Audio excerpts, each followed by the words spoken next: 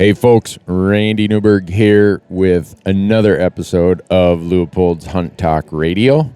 I'm going to apologize in advance that you might hear some background noise. We are here in Las Vegas at the Rocky Mountain Elk Foundation's Hunter and Outdoor Christmas, and we're doing this right from the showroom floor. So you're going to hear a rodeo going on in the background. You're going to hear music from the boys over at Mountain Ops and their Broken Arrow, I think it is.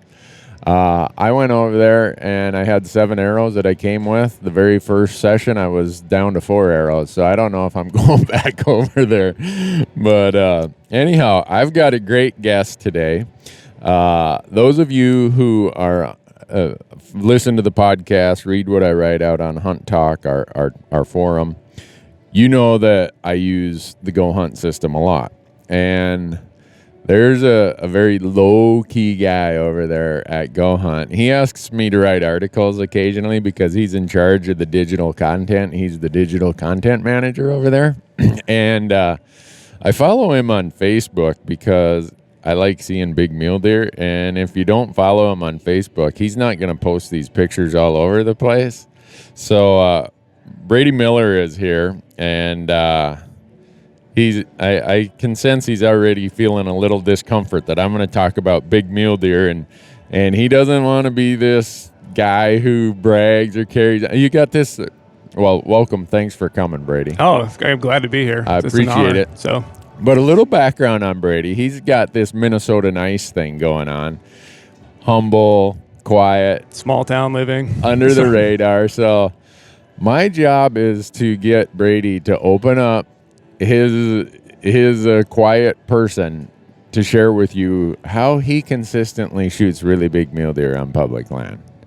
It's going to be a fun one. Mule deer are my passion. So might talk your ear off. We'll see. Really? Oh, yeah. Well, that will be good because you can never have too much content on a podcast. So if you want to just talk and talk, people probably get tired of me talking. Oh, they should read my articles. I kind of get really long-winded there, too. So I'm sure I bore people a lot. There's a lot of really good information out there in those articles. So anyhow, folks, before we jump into this, we're going to quickly thank the people who make this podcast possible. Leupold Optics is the title sponsor of this podcast, and they're the title sponsor of pretty much everything we do. So thanks to Leupold. Great company, great products. Everything you'd want. And I'm not sure what this music is in the background. Do we have like a live band here, Brady? Gosh, it's like a mix of Johnny Cash and some new stuff going on too. Anyhow, folks, we're going to talk a little louder to try to talk over all this showroom noise. But Brady is here from Go Hunt. GoHunt.com is one of since this podcast started, they've been involved in it, and they're just a great company, serious hunters running this company. It's a digital company that is kind of brought new ideas, new information, a new way of looking at information to the hunting world. And Brady, you're in charge of a lot of that digital content. Yep. Yeah. So managing a lot of the writers, we have our free content side, and then also the insider part. We have insider exclusive articles where we also get into the nitty-gritty on over-the-counter opportunities, managing your points in states, what the new regulations are going to impact. Like last year, a bunch of stuff was on Arizona draw odds, how that's going to impact all the changes. So we do a lot of in-depth stuff on the editorial side, and then the whole other set of research tools that we do just are kind of So what Brady just talked about, GoHunt.com /insider. And we have a promo code in our partnership with Go Hunt that if you use the promo code RANDY, RANDY, you're going to get a $50 Sportsman's Warehouse gift card. And we're recording this. What's today, Brady? It's the 12th? I think so. No, the 10th. 10th of December. And in about a week, Wyoming's going to post its proclamations. Yep. And for me, I've already done Alaska. I mean, Alaska's deadline is on the 15th. Yep. So this podcast is going to drop probably on the 20th, something like that. So Alaska will already be behind us. But when Wyoming shows up, for me, it's like, all right, we're in application season. It's grind mode right now, really. It goes from that to Arizona to Utah to Montana. It's one after another for the next 6 months. So, anyhow, gohunt.com/insider, promo code Randy, and you're going to get yourself a $50 Sportsman's Warehouse card. Our other partner, since all three of these partners have been in the podcast since we started, is Orion Coolers. Go to orioncoolers.com, and that website will show you why I use these coolers, why these coolers are so important to us being able to live on the road for weeks and weeks on end. They're built for what we do. orioncoolers.com. Yeah, you're going to go there and say, man, those are the funkiest colors in the cooler world. And they are, but it's also some of the most thought out, engineered design coolers in the cooler world. And 2 hunts ago in Wyoming, we were with Matt Seidel of Onyx Maps. And all of you know that everything I do as far as research, as far as desk scouting, Onyx Maps is a critical component of that. And it's the old don't leave home without it. When you see that episode that we did in Wyoming, we found leftover tags that we could go and hunt whitetails on public land in an area everyone's like, well, why would I apply there? There's no public land. Well, if you know how to read a map, if you know how to handle a GPS, and you have the Onyx, either the Hunt app for your smartphone or the chip, you can go to these leftover areas, these hard-to-access areas, and you can have a good hunt. So right now, Onyx Maps is running a whole bunch of specials out there, Christmas specials. And if you, for any of the app products, the smartphone app products, if you use the promo code RANDY16, RANDY16, you're going to get 20% off anything that you buy that's an app product. So with that, Brady, this is as much for me wanting to learn what's inside Brady's head about mule deer hunting. Yeah, I'm a student of the game. I love the mule deer. Love watching them. It's how did that happen? So you grew up in Buffalo, Minnesota, Yep. a little town just like I did, Big Falls, Minnesota. Mm-hmm.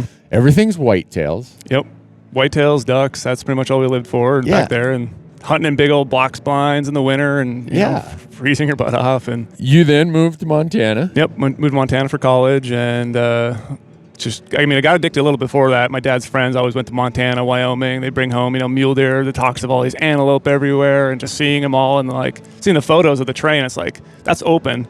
I can see way more deer in Montana than I can Minnesota sitting in a tree stand. And I started getting to love the West, and that's why my college I went to Missoula was a good college and all, but I really went there to go hunting. It's not a lie here. So it's like I really wanted that western feel. I wanted to start hunting mule deer. I'll admit I was an elk nut for a little while when I moved to Montana, but then it kind of phased away, and I started seeing more and more mule deer, and just started I don't know, like whitetails don't do it for me anymore. I see a big old forked mule deer, and I'm like, oh man, that deer is cool. Like what's a 140-inch whitetail compared to a 140-inch mule deer? I'll take the 140-inch mule deer all day long. I mean, I don't know, just everything about them, just the way they walk, the way they hop, the way they rut does. It's like the places they live. They live anywhere. I mean, they're above mountain goats, and then they're down on the desert floor where there's no water, and it's just a species that's can survive. I don't mean this in a bad way, Brady, but you mule deer nuts are a different breed.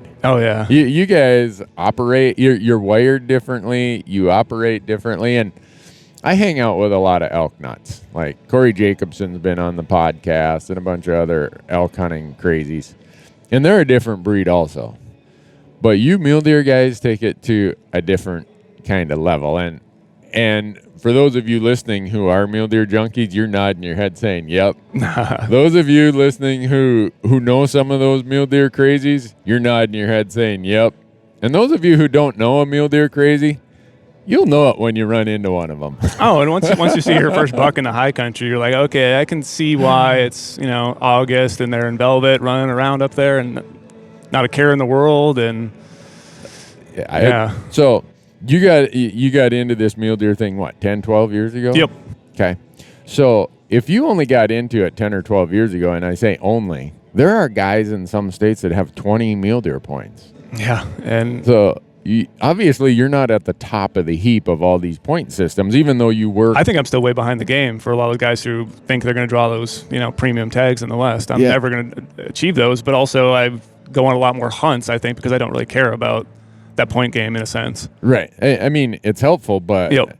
I worry, like this year in Colorado, and we're going to talk about Colorado quite a bit because those of you who play the point game, who follow how things work, you know that every deer hunt in Colorado is on a point system. And then it's a true preference point system. He with the most points gets the tag. Mm-hmm.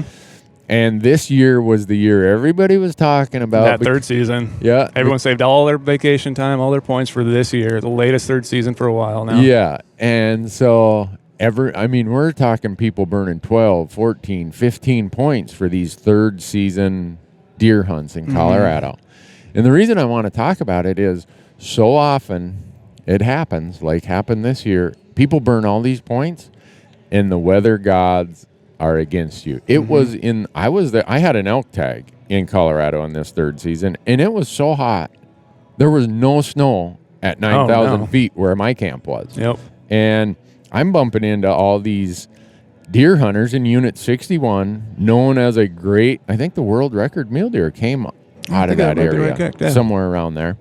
And so everybody is excited because they've burned, these non-residents anyhow, have burned so many points. And oh boy, when did it start? The 5th and ran to the 13th this year? Man, it's going to be in the peak of the rut. By the third or fourth day, these guys were like, I can't believe my luck. I was hunting in T-shirts for quite a while and just baking in the sun every day. The deer weren't up.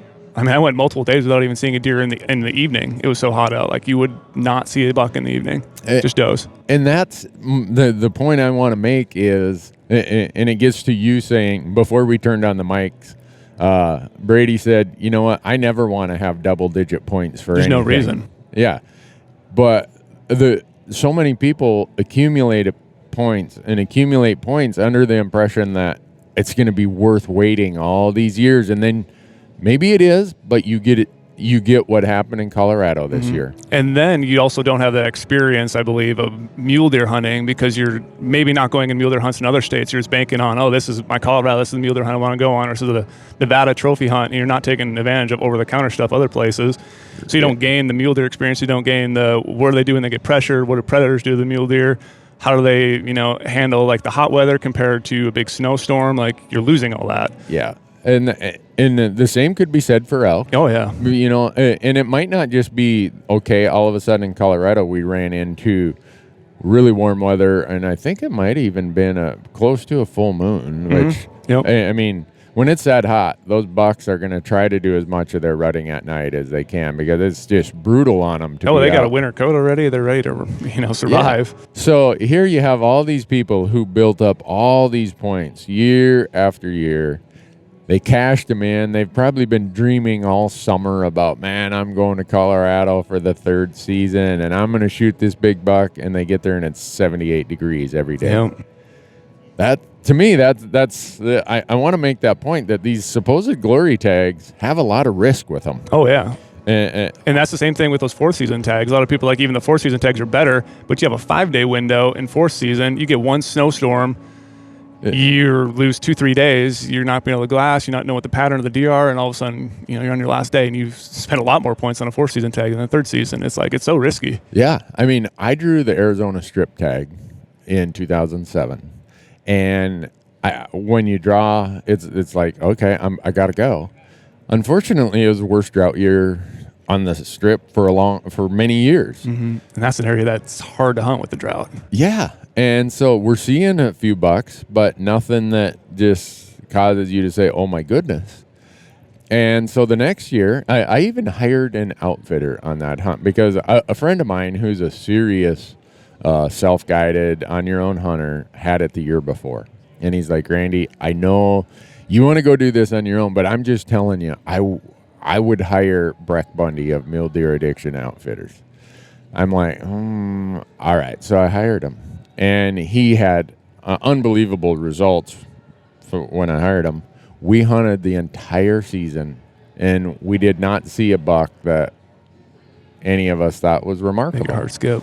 So Breck says, Randy, I really appreciate how hard you hunted, your dedication, your commitment. You didn't want to just shoot or whatever because it's such a special opportunity.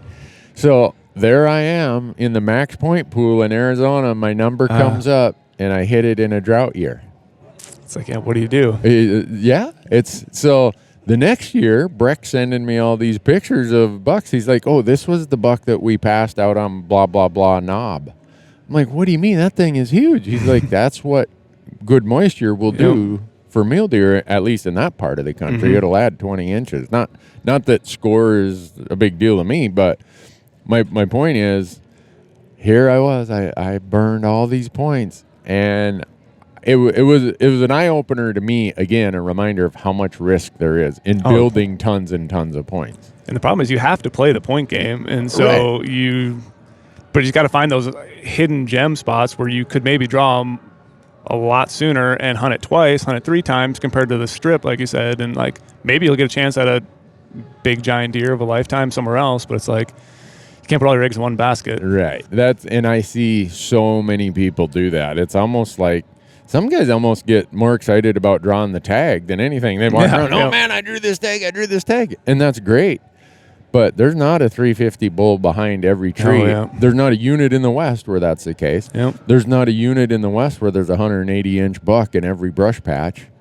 I'm with you. The more times you can go, the more time you can spend in the hills, the more, like you mentioned, you're learning more about mule deer and mule deer hunting, but you're just increasing your chances of encountering a good buck. Yeah, like I always say, you can't get one from the couch. You can't get one, not going. It's like I get kind of made fun of a lot because I really love to bow hunt, and now living in Nevada, I can potentially draw some really great tags, but I hunt a tag that you can draw with 0 points every single year in northern Nevada for archery. Yeah. And they're always like, well, save your points and draw a premium unit. It's like, I'm out there hunting every single August, learning more about mule deer like we're talking about, and then having a chance to, take a respectable buck every single year, where it could take me in Nevada a long time to draw what other people consider a premium trophy unit. Yeah. And I'm out there just doing it, learning, refining my gear stuff and refining how I like to hunt. And it's just like getting out there and having an additional hunt every year. It's like not many hunts that go on in August. So it's a perfect time of year for a mule deer hunter to get out there and capitalize on these extra, quote unquote over-the-counter opportunities. That's easy to draw, but yeah, I mean, that hunt that you do, sometimes there's leftover tags. Oh yeah, there's leftovers, and they get snagged up by non-residents right away. It's like, yeah. Well, I had another reminder in Nevada in 2014. I drew is in an area that's highly coveted for everything, but it was a good hunt. But it's one of those units where having knowledge of what the deer do in that unit is super helpful. The point I'm trying to make is, there's some units where you're not going to draw them every year, every other year to build that intimate local knowledge. But if you find an area, let's say there's places in Idaho that you can just go on a general tag. And you Idaho guys are going to kick me for saying this, but right now, there's no place that's producing more big bucks on general tags than Idaho. Absolute slam dunk, no place. And they got the history behind it, too. I think they're still number 2 all-time in Boone and Crockett record books of top mule deer producing state. I mean, they have the genetics. They have everything there. And the beauty of it is you can get that tag every year, and you can start to learn the area. After 2 or 3 years, you've got a lot of local knowledge. Your odds of shooting a really good buck then in some of these Idaho units, if you go there and put in your time 3 years in a row, your odds just got a whole lot better. I'm not sure we should mention it too. You can also pick up 2 mule deer tags in Idaho in those general hunts. So it's like now the Idaho guys are really mad at us, Brady. But unlocking it. What Brady just mentioned is you can buy a second buck tag. And residents can buy a second buck tag at the non-resident price. Right, they have to pay the non-resident price. And what happens is, as residents pick those up, they come out of the non-resident pool.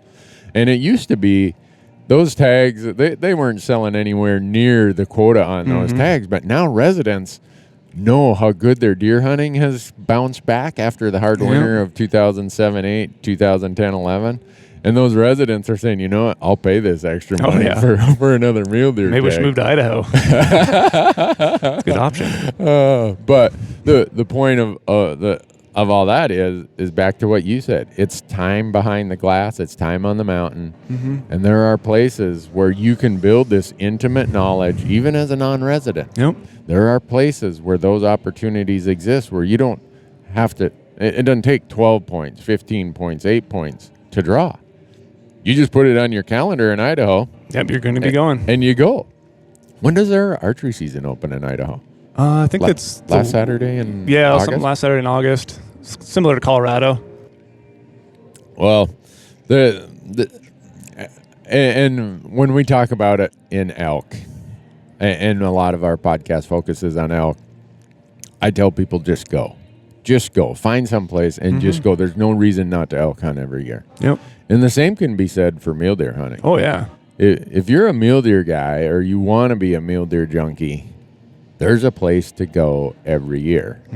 And you write a lot about this, Brady, as far as strategy let's call it application strategy. So for me, there's application strategy, there's research and planning strategy, and then there's in the field strategy. But for application strategy, a lot of people think, oh, I'm just going to throw all my eggs in the, as we were talking about, the glory tag basket. Yep.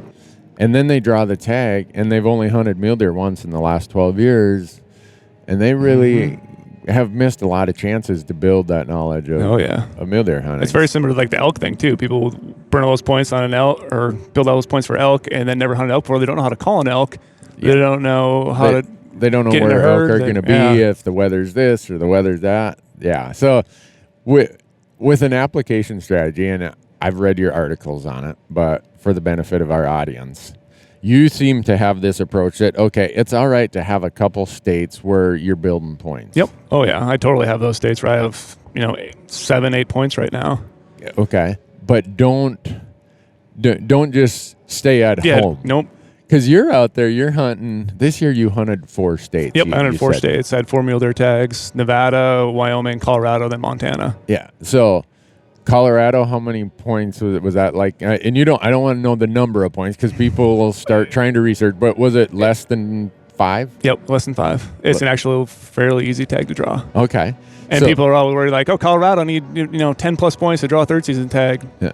No. Yeah. there's a lot of hidden gems out there. That's what I'm heavy on the research side, then application strategy and all the the unit profile thing we have, and the filtering 2.0. I always call it choose your own ending type thing. You can choose criteria on the filtering 2.0 to meet what kind of hunt you're trying to find, and it'll narrow it down for you and show you those opportunities. It'll show you seasons where you can draw, really good tags, second choice, almost 100% odds. You can hunt Colorado mule deer every single year, basically like an over-the-counter tag as a non-resident. Yeah. And I think a lot of people are scared to, venture out and leave their home state. That was a problem for me. It's my biggest regret when I lived in Northwest Montana. I had Idaho right across the border. Yeah. And Montana's a hard state to leave because there's so much hunting opportunity. The season's, 11 weeks long for archery and rifle. But I wish I would have ventured off and hunted Idaho back then, or tried to go hunt North Dakota, South Dakota. I missed out on those opportunities. And right now, since I'm in Las Vegas, there's so many other close states right by me, and I'm trying to capitalize on, okay, these are the easy draw states. These are the states that I can, it might take 2 years to draw, but it's I can bank on having easily 3 mule deer hunts every single year and hunt good bucks and learn more about the deer and just get out there. And I think that's all about it. Yeah. Well, and for those of you, and we'll kind of start with the people new to the point game. Mm-hmm. There's 2 states that don't have a point system that have good mule deer hunting, Idaho and New Mexico. Yep. So if you're new to the Western point game, don't become forlorn that, this is hopeless. Yep. Everyone always say, you gotta pay to play, but there's those options, like you said, Idaho, New Mexico. Right there. So, and then let's say you don't draw there. Mm-hmm. Okay. You always recommend people, whatever your budget allows, build some points in some of these states, whether it's Wyoming, whether it's, it all comes down to budgets. Yep. And there's a lot of states too where you can just buy the bonus point and you don't have to buy the hunting license. So, Wyoming is a perfect example. What is the deer point? $40? $40. $40 you buy a point. Colorado, if you want to build points, you got to send them all the money. Mm-hmm. And just check the box that says I want a point. Yep. And they send you back all but what, $12 or $15 or something. Mm-hmm. And then you get into other states, it starts getting a little more expensive because you got to buy the non-resident hunting license in order to build points. That would be Utah, Nevada, Arizona. Pretty much Oregon, if Oregon's on your list. And then you've got states like now that you live in Nevada. You had to leave Montana. I know. Nevada. It's tough. It still hurts. Don't bring up a sore subject sometimes. I hunted antelope every year. I hunted mule deer. I hunted, all the species in Montana. And now my non-resident sheep points, it's like, forget about it. I'm never going to draw a sheep tag. Oh, that's right. It really dilutes them once you become a non-resident. Yeah, but they'll convert back, though. I've definitely called Fish and Game a lot of times. Like, all my points going to convert back to resident when I move back there. So that's kind of my hidden strategy. Build 25 years of non-resident points, and I'll move back there and draw sheep tag. There you go. We'll see. We'll see if that pans out. When you lived in, there's a little tangent, but your background, you've got a biology or a biology background. Yep, with okay. emphasis in fisheries. So. Okay, and so you were telling me that when you lived in Montana, you were really busy with your fisheries work in September. So being an archery nut, elk. It didn't really work out very well. I couldn't take vacation days, and so I had actually. So the government, as everyone knows, you get lots of time off, and you do weird things, and so I couldn't take overtime. So we would get comp hours. So all of November and a little bit of December, I was getting paid to go hunting. I had all vacation days. Yeah. So that was mule deer rut, and I'm like, I'm just gonna go all out mule deer, and that's why I was like, I lived in Northwest Montana, but at the same time in Montana you can archery hunt the rifle season, so we're orange. Yep. And so I was like, I can bow hunt the rut. No one else in the West can bow hunt the rut. And, it's just not many states you can rifle hunt the rut either. And so it's like perfect dates. So I'd always go to, eastern Montana and bow hunt mule deer all the time. And that's what I just cut my teeth on. And that was just the most amazing experience I've ever seen. Bucks every single day and just be on them, blow stalks off, have rifle hunters wreck your hunts. And, it's just part of the weather thing. I broke my truck's been broke down in the middle of, the brakes multiple times and had to get like a 4-wheeler ride out to another truck and get to town and tow it out. It's as my dad used to say, until you've been stuck, it's not a real hunt. Exactly. I've definitely been stuck. I do a lot of solo hunting too, which is like even scarier out there. So it's, So we just touched on the gal who has 0 points, new to the game. So it's here's your options. You got Idaho, you got New Mexico, you've got the general tag in Idaho we just talked about. You've got Montana and now it's been 100% the last 4 years for draw odds. But if guys like you keep shooting big bucks in Montana, that draw odds. I have a lot of guys who send me some Instagram messages like, hey, you don't live in Montana anymore. Do you mind helping us out a little bit and giving some of your eastern Montana spots up? And I'm like, well, I hunt there every year still. I'm never going to. Those are my, like, you want to talk about elk spots? I might give away some of the elk spots I did hunt a little bit. I mean, obviously didn't hunt them very hard, but I love that eastern Montana thing. Yeah, so Montana, and we just filmed a hunt in eastern Montana just before Thanksgiving. My buddy Dick Ferguson came out from Minnesota and shot his first mule deer. And right now, eastern Montana has recovered very nicely. There's a lot of does this year, a lot of healthy-looking deer. And the fawn to doe ratio is crazy. Yeah. I'm like, whoa, this is... If we can sneak through a couple more winters without having another one of those brutal ones like we had in 10, 11. Oh, that was so bad, It was a good ski season, though. That was when I had a lot of overtime from working for the government. Good ski season. I ski a lot. Well, I'm leaning more towards winters that benefit the elk and deer. The ski bums, hell with you guys. But so my point of that is, Montana, when they had that big fee increase after the 2012 year or whatever it was, all of a sudden it became 100% draw odds. And it still is. And then the leftovers come on sale like May 8th or 10th. And normally, for the first couple years, there were still leftover deer tags into June, July. Yeah, I made a mistake once of turning my non-resident tag back in because I thought I wasn't going to hunt Montana. And then I was frantically like, oh, my dad's like, you got to come back to the family Thanksgiving hunt that we always do. And so I actually picked up a tag in late October, still a leftover tag. They were all sold out, but every Wednesday or Tuesday for Montana, you got to call in. I kept calling in. Finally, someone turned one back in after the general hunt open, and you were able to pick it up. Yep. So But for those who you think your strategy is, oh, I'll pick up a Montana deer tag in October or August now. It's slim. Word's getting out, and those Montana leftovers are snapped up. This year they sold out the first day. They sold like 700 of them. So I'm telling people, look, if you want to come and have a great fun hunt where you can hunt mule deer in the rut with rifle, bow, muzzleloader, whatever you want to use, Montana is your place. Yeah, that's why I keep telling my dad's friend, he comes out with hunts with every year. My brother's now addicted to mule deer. It's like you don't have that in a lot of states in the Midwest, and it's the rut hunt, which so many states have rut hunts, and it's just you're hunting great deer. You're not hunting like those trophy units, but it's just like a 140, 150 inch buck, and you're seeing plenty deer every day, and you can pick and choose. And it's perfect hunt for like a youth or a new time hunter to come to Montana. The other opportunity to shoot a whitetail and a mule deer at the same time. Right. And on the hunt we did, Dick shot a mule deer. His mule deer was 5.5. We aged them. My whitetail was 4.5, and we shot them like 3 miles apart. Yep. It's crazy that in eastern Montana, there's not a lot of distinct. In fact, there's a lot of overlap between the whitetail habitat that the whitetails are in and where the mule deer are. Yep. And so, those of you who want to go mule deer hunting, there's no reason not to go. I mean, we just rattled off Idaho and Montana. It's over the counter. Go do it. Yeah, Idaho is an October season. Montana starts in late October but runs to the Sunday after Thanksgiving. Yep. And it's just fun right now because there's so many deer, at least where I was in southeast Montana. I don't know where it is in northeast Montana, central Montana. I haven't hunted deer there for a few years, but right now, and then the other part is a lot of people are like, well, eastern Montana, there's no land to hunt on.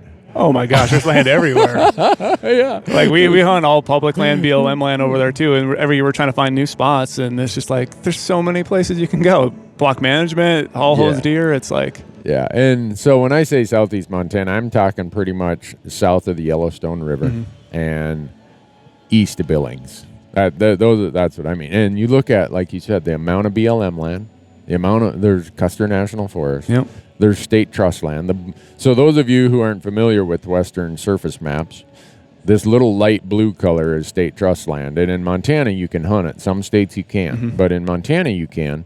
And when you buy your hunting license, with that comes the hunter access fee that gives you you pay, I think we pay a little extra, $10 to our hunting license, which allows you to have access to those lands.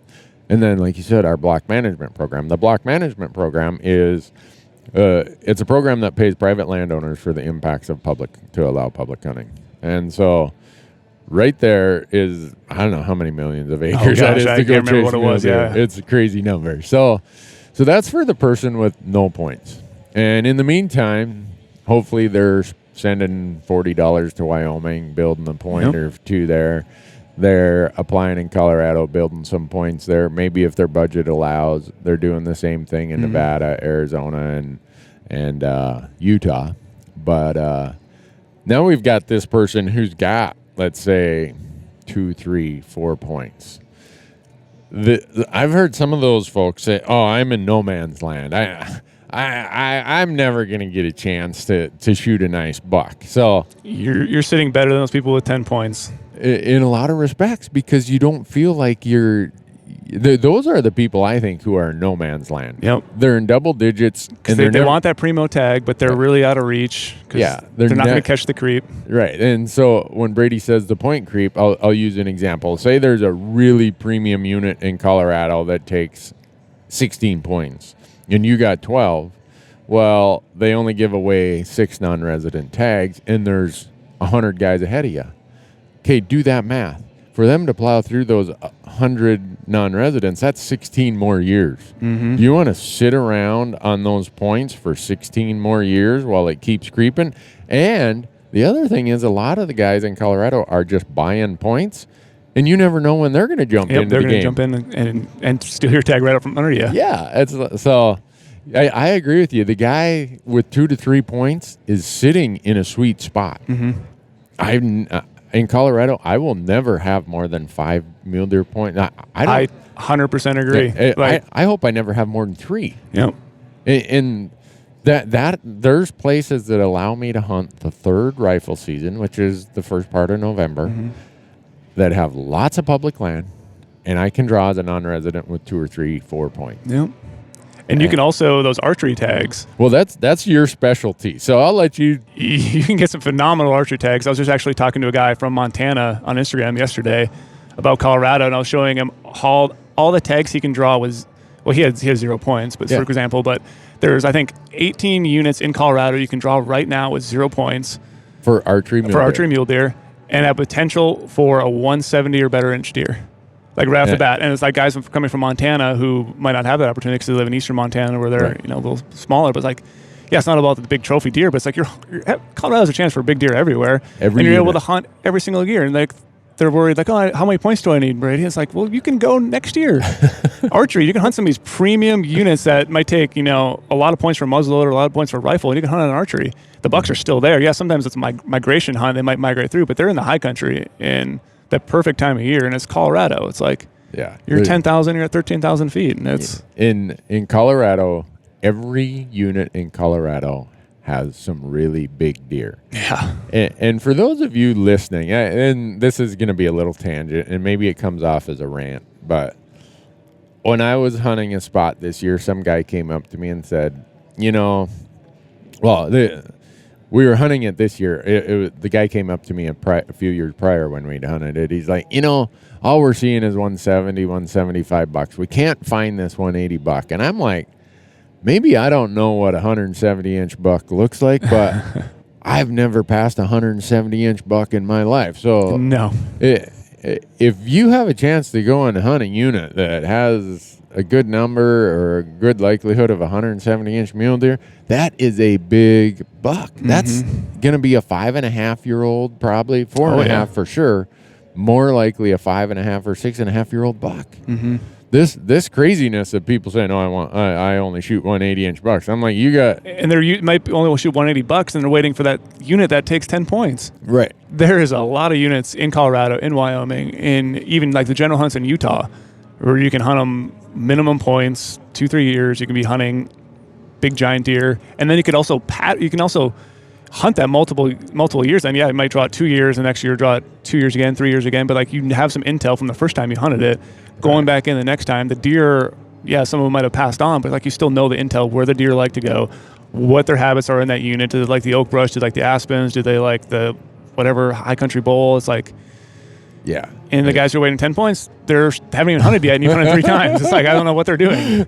Well, if you got 10 points, you haven't, just by a mere fact, you haven't hunted much in the last 10 years, at least in that state for that species. Yeah. So, and then we got the gal who's got, let's say, 4 or 5, all the way up to maybe 9 points. To me, that guy is just sitting on a gold mine. Yep.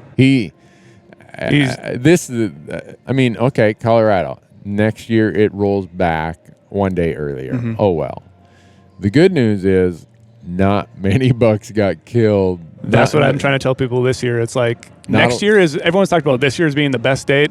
Right. Now we obviously saw it wasn't because of the weather. Right. But next year, for the amount of deer that did not get shot third season and actually did not get shot fourth season because of the weather fourth season as well, 2017 is a year to dump your points if you have those a lot of points. Even dump them on a unit that only takes 4. Just get out there and start back over again. Yeah, if Colorado gets through with a good winter this year, 2017, by hook or by crook, by some fortunes, I will be hunting mule deer in Colorado this year. Because I burned my points in 2015. And my schedule didn't work out because I was elk hunting in Colorado third season this year. But, man, if you're sitting on that 4 to 9 point, whether it's Wyoming, whether it's Colorado, or wherever, there are some amazing hunts. And the interesting thing, too, is like I've been doing a lot of like graphs on some of the application strategy articles. And I'll take Montana, for example. Like for the last couple of years after that, the big winter in 2010, the percentage of 4-point or better bucks was just crashing. Yeah. And the last couple of years with all the feed, it's even happening in Colorado, Wyoming, again, the states that report 4-point or better data, like you're seeing a peak going back up in the percentage of 4-point or better bucks that are being killed. And at the same time, the population is going back up again. So there's more deer right now than the last couple of years. There's more quality deer. There are more does. it's the time to go hunting mule deer is right now. It's like, it's not the heydays again, like way back in the day, but you're shooting great deer and you're having fun. And and the other part is I tell people, look, as much as we would like it, our game managers cannot stockpile mature deer.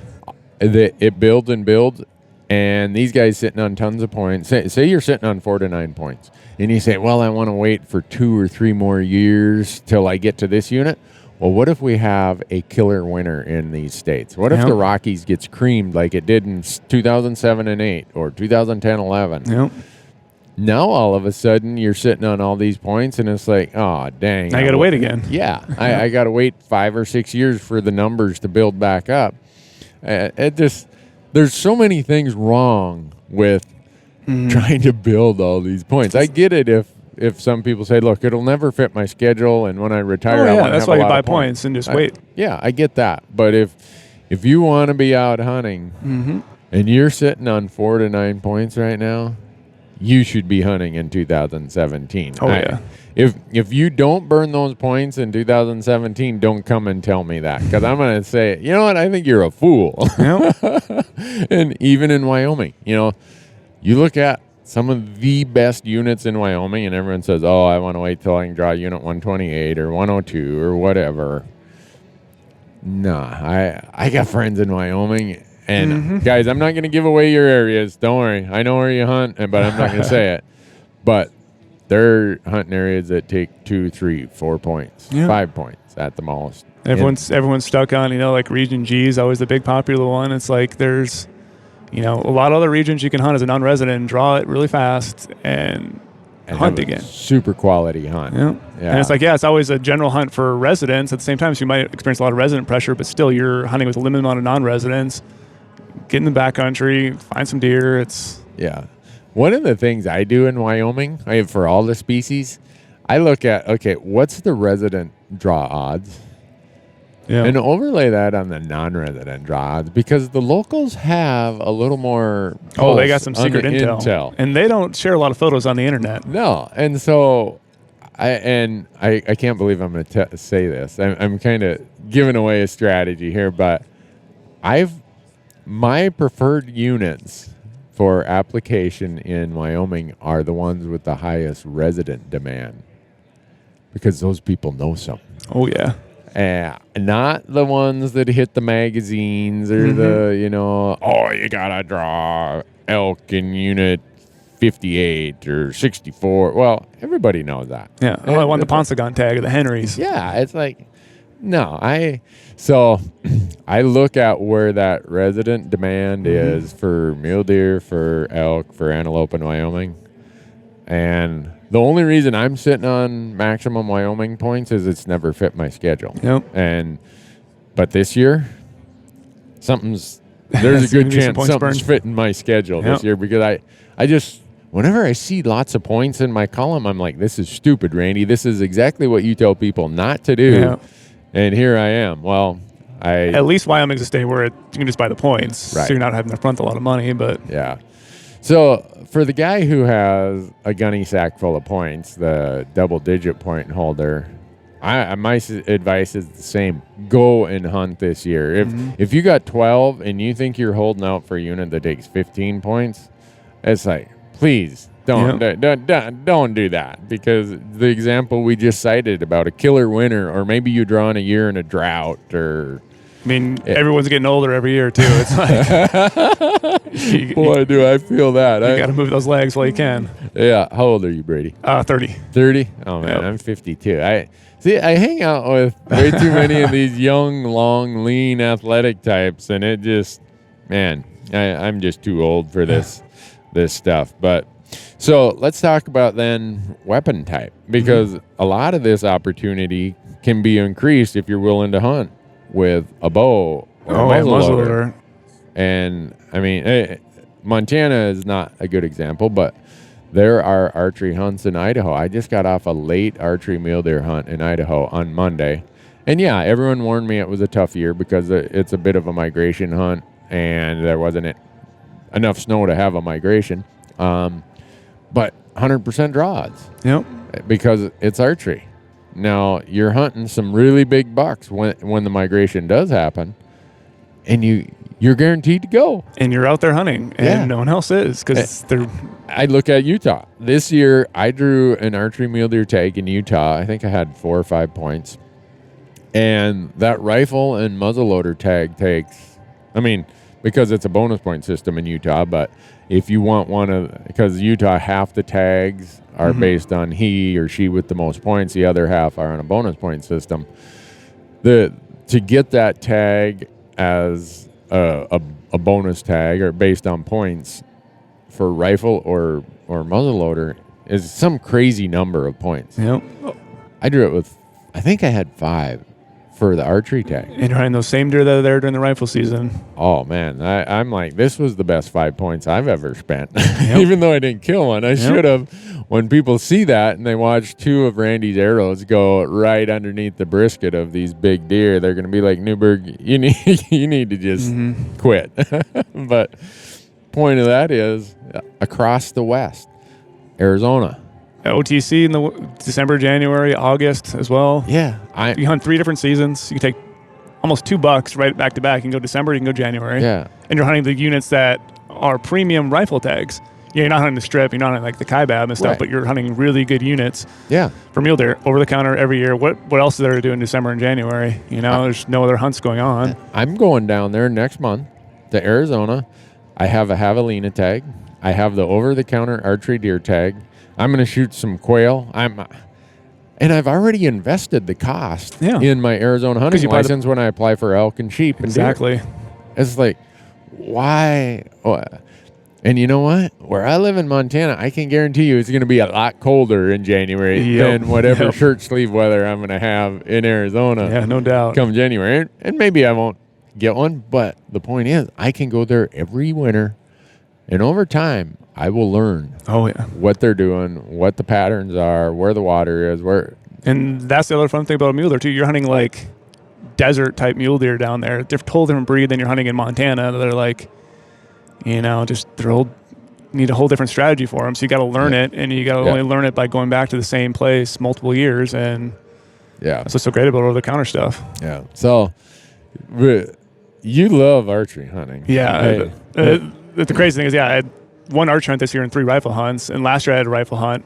Last year was the first year I took a rifle buck in 8 years. And so I'm starting to, pick up the rifle again a little bit just to be able to do more hunts and pick up more mule deer tags. But the archery opportunities for mule deer are phenomenal. Like I said, like Nevada, there's a lot of units you can pick up fairly easy. There's ones that have leftover tags every year. Yeah, there's a lot of people hunting it, but it's August 10th. I'm hunting deer. Whereas a lot of, let's say you live in the Midwest, you live in the East, odds are you're not hunting anything in August. No. You're sitting there sweltering in the humidity. Yep, that's exactly what I had a friend in Minnesota who we actually didn't know each other growing up, but we met each other through random hunting shows eventually. Yeah.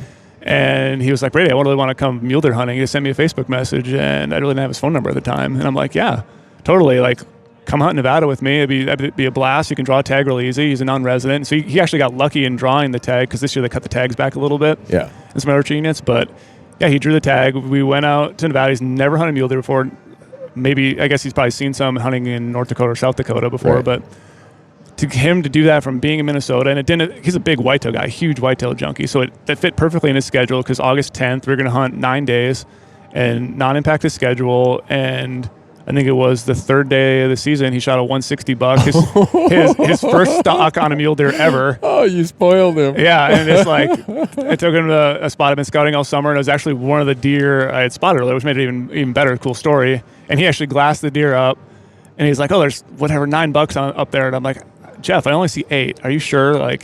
He's not the best at glassing yet because he's getting new to it, and I'm like, "There's only 8." And finally I looked around like, oh gosh, there's a deer bedded underneath this big old boulder that I totally couldn't see at first. I'm like, okay, you spotted that deer, even though I saw him early in the summer, it's yours. You can go after him if you want to. And I just made the big stock all the way around him, got almost 5 yards above the deer and almost spooked him out. He didn't know it was on the ledge below him. And just being a Minnesota guy to go out and do that. Yeah. And took a 160 buck on his first stock. Oof. And it's a big old velvet deer. And we're sitting there in the backcountry where we're at 10,500 at 10,000 eating mule deer backstraps for the rest of the hunt. just living life like it's meant to be lived. It's just the whole backcountry experience, and him, checking all the mountain stuff and asking me all gear suggestions, and it was just like a super fun hunt. Now he's addicted. Now he's like, Brady, where do we apply next year? And I'm like, okay, we're doing Utah together. You're gonna start building points in Utah. I'm gonna draw my Utah tag probably next year, and I'm gonna start figuring out an area. And then it was like, you got to do Colorado as well for archery, and so it's like the archery game is there for guys who want it. You have to maybe be a little more physically fit, and a lot of times I don't think you even have to be physically fit. Like, you just got to have the mental determination to go up there. Like, you're going up 13,000 feet. It's going to be miserable even if you're in the peak condition. But if you just have that grit to want to keep going, like, you can put on multiple stocks on mule deer in Nevada and Colorado in the high country. It's so open. You're glassing up a bunch of terrain. It's like it's a bow hunter's dream if you're just a Midwest guy or never hunted mule deer before. Like, get out there, and a lot of times you're sitting glassing, kind of like you're sitting in a stand, and it's like different tactics you need to use, but like you will learn the mule deer stuff and you'll figure it out. But it's well, the beauty of the archery is the season dates being what you mentioned, but also some places there's a pretty heavy migration of mule deer, and some states don't have the private land issue, but some states do. If you want to be able to chase the biggest bucks in your unit, they're going to be in the high country in August. And that's all public land, too, so it's all accessible for the general person. Yeah, if you look at the topography and land ownership of the West, the high country is the public land. If there is private land, it's always going to be the valleys. And so if you want to be able to just chase them, even if you say, well, I'm not that great of an archer, well, that's where you're going to be able to chase them. And odds are you'll sooner or later figure it out. And that's the risky part, too, about those third season tags. Deer are moving down off that high country. They're getting down more into that checkerboard public-private. Right. And you might be driving it on the road or sitting there glassing like, man, that buck's on private every single day. It's a big, giant buck, but you never go after him. But early in the year, he was probably up at 10, 11,000 feet where you could have bow hunted him. Right. Yeah, I had that problem happen. I was hunting in Carbondale one time, Colorado, third season. And dang, when those deer came out of the Maroon Bells Wilderness area, there's just this really small mosaic pattern of BLM land. And most of those really nice bucks were on private. Yep. If I would have had an archery tag and been up in the Maroon Bells, that's where those deer would have been. And that's all you need is that little chance, and it's what makes archery fun. Cool. Well, I'm hoping that people are understanding that, one, mule deer anyone can become a mule deer nut. You have taken it to this new level, but anyone can do it just because the amount of opportunity that exists. You and I both grew up as whitetail hunters. Yep. There's a lot that translates from whitetail hunting to Western hunting, and then there's some things that you really almost have to switch to a different gear and mindset and throw out some of your whitetail ideas. Yep. And one of the things for me has always been that when I grew up whitetail hunting, everything was really slow, really methodical, really quiet. And whether it was rifle or archery, whatever, when you get out in the West, if you got to be there, you better get there. My dad gives me a lot of heat for that all the time. It's like, Brady, you just want to like run down in there and like get it done really fast. I just want to sit here a little bit. Let's soak up the moment. Figure what we're gonna do. I'm like, no, we got to go now. They're rutting right now. Like, this buck could be here, and then no does could be in heat, and he's gone to the next herd. It's like a whole different strategy around it. I mean, it's still it's all about wind. Yep. It's about scent. It's about a lot of things. But probably the thing for me that it just took me a long time when I moved out west was the densities are always lower. Fortunately, you can usually see a lot further, and so you do see more game. But whether it's rutting elk, whether it's rutting mule deer, when they decide they're moving, you aren't going to get there walking one step every 30 seconds like you're still hunting a whitetail. You got to get your pack on, get your pony going, and get there. You should ask my brother about the sprints we do when we're chasing down mule deer. It's like, really? You see him going up and over the ridge, and the next spot, you're like, we got to run. We have a half mile to pick up and get to the next spot and set up and try to glass him again and pick him up, because like we don't want him to get down to private. We don't want him to get over here in the nasty. Like, thick breaks terrain and all the trees. Like, we got to get him now before he gets hidden. And we just take off and we're sprinting. And my dad always sits back and just laughs at us as we run and chase after these deer. Like, then we get down there, like, no, the deer were actually a mile down the other way. You guys were totally in the wrong spot. You should have listened to me. Yeah. And I'm like, well, we were actually in close position. We could have almost got him, but. Well, that's. I know some guys who come out elk hunting and they use some of their whitetail strategies and they're remarkably effective applying some of that to elk. And then I know some other guys who come out and try to apply other parts of their whitetail strategy to elk. And it just, if you're rifle hunting elk, it's a glassing game. It's not a sitting on a trail game. If you're rifle hunting elk and they're moving, it's like you said, even with a rifle, it's almost a sprint to get to that next spot where you think they might cross, where you can have a shot.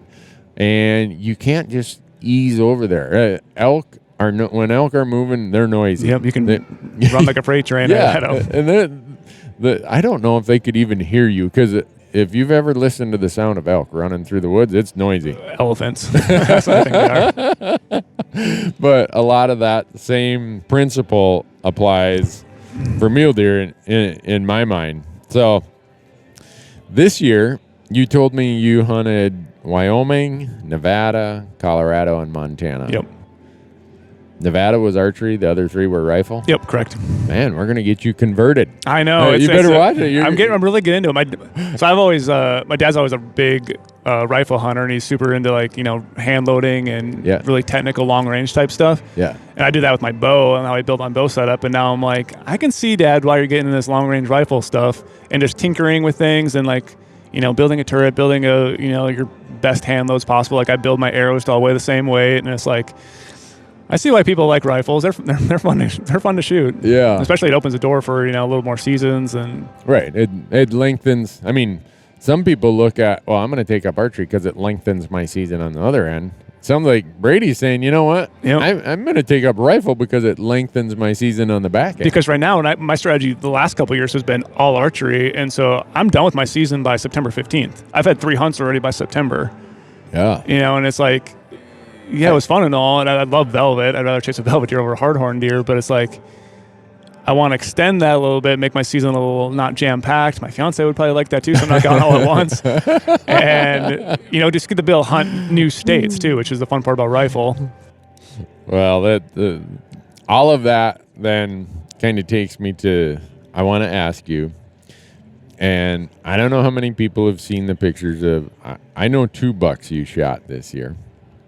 I don't want to know where. I don't want to know how many points it took, other than it didn't take a lot of points for either of them. No, it did not. So you went up to Wyoming and you hunted an area, and a lot of guys told me it was a tough hunt in Wyoming this year, just because of whatever it might be, full moon, it might be warm early September weather. Because in some of these hunts in Wyoming, the season opens, like September 10th? Yep, it was September 15th, maybe, something like that. Yeah. Okay. And you shot a really, really nice buck in Wyoming. Yeah, it was... I actually went back to Wyoming twice. So I went on the September hunt for whatever it was, 7-8 days, and I took llamas in. Okay. So I packed in solo in the wilderness and had a little electric fence, and I was all a little kind of nervous about grizzly bears, but I still did it because I lived in Montana and worked in Glacier all the time, so I was around bears. And I think I can't remember what the number was. I passed up like 60-some bucks when I was back there. So I was like, Wyoming is a gold mine. Yeah. I was happy leaving knowing I didn't get a deer, because I was passing up deer that were bigger than what I would take in Montana, or bigger than sometimes I take in Nevada with a bow.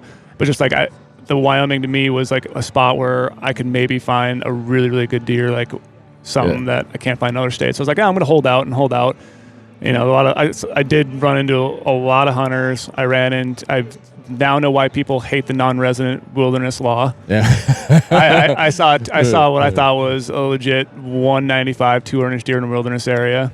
Wow. And I had to sit there and look at them. And then I heard later on that an outfitter in that area, his client shot a 200-inch deer. And I was like, okay, that might be that deer. Yeah. And so what Brady's referring to is, unfortunately, Wyoming has this crazy law that if you're going to hunt a wilderness area as a non-resident, you either have to go with an outfitter or a Wyoming resident who, what do they have a term for it? Yeah, they have to sign up, being, basically register your accomplice yep, or whatever. Yep. So for those of us who are just self-guided people, it carves out a few of the places in Wyoming that are pretty darn good hunting. Yep. So, but anyhow, you couldn't go after that buck. I could not go after that buck. Yeah. So I did the whole llama thing in the backcountry, left, and I was sitting back there at home.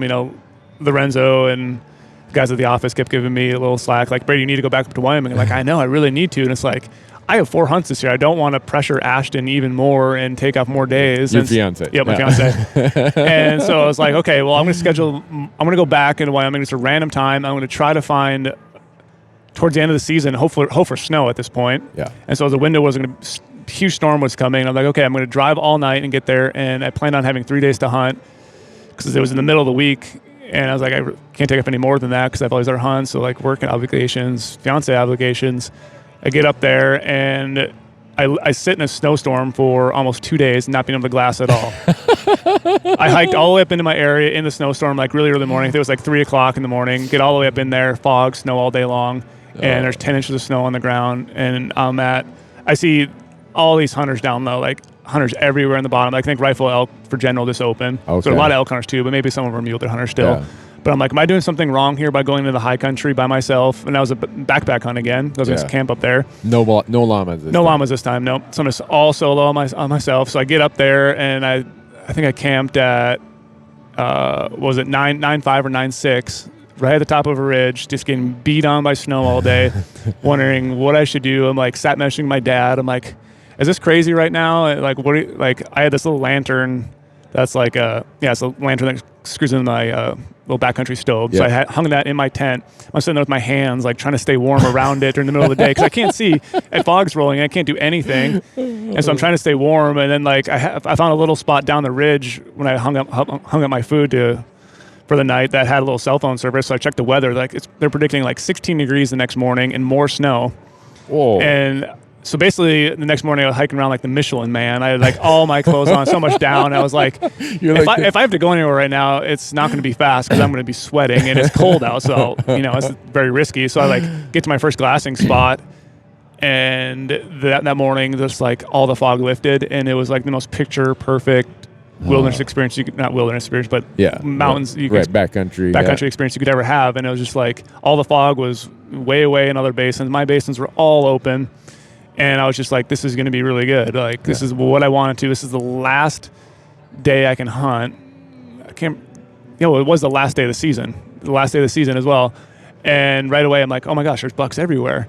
Like they're all coming out of the timber. It's like the last 2 days where they just like hold up because of the storm, and now they're all feeding in full force. And it was like finding bucks here and there, and all of a sudden, like not even an hour into it, I saw the buck ended up taking, big 4x4 he had a big 8-inch inline on one side. Yeah. And I'd never taken really a lot of bucks with characters. That inline, I was like, oh my gosh, I got to go after him. And just like the whole thing of seeing him in the deep snow, bedding down in the snow, me looping around and like basically skiing on my boots down to the spot where I thought I could get a shot from the cliff, and then getting to the spot on the cliff and looking over like, oh my gosh, he moved again. Like I figured he bedded down on the bottom, and he ended up moving up towards like this avalanche chute. And, I cleared off all the snow off this big rock, threw my pack down, threw my rifle down, just like then I made the shot right away, and I shot him a second time too, and he just fell in the snow, and just like that whole thing. And being back there after sitting there for 2 days in the snow and thinking I was crazy, and sat messaging my dad like, what do you think I'm doing here? This is ridiculous. No one else is up here. I'm at 9,000 feet in October and there's 12 inches of snow on the ground. And then, walking down to the deer and like just grabbing his rack out of the snow is something I'll always remember. Just like what that represented. Yeah. Just like all that hard work and all just like being there with the deer and all on my own in a spot, I scouted out and figured it out and came back twice. And it's like, it's whatever it is, 11 hours from Las Vegas to go to Wyoming. It's not, I'm just driving all night to get there, then getting there in the morning and starting hiking right away. Everyone thinks I'm crazy for it, but it's like, that's why I try to maximize my time. And I feel bad for my fiance because I'm gone a lot. And it's like packing the deer all by myself and like having to cache it up there because I was just literally exhausted. I think it was like 1,200 feet I had to climb up, and it was 3/4 of a mile distance wise over. It took me 3.5 hours just to get up to the ridge where my camp was, and I stashed meat.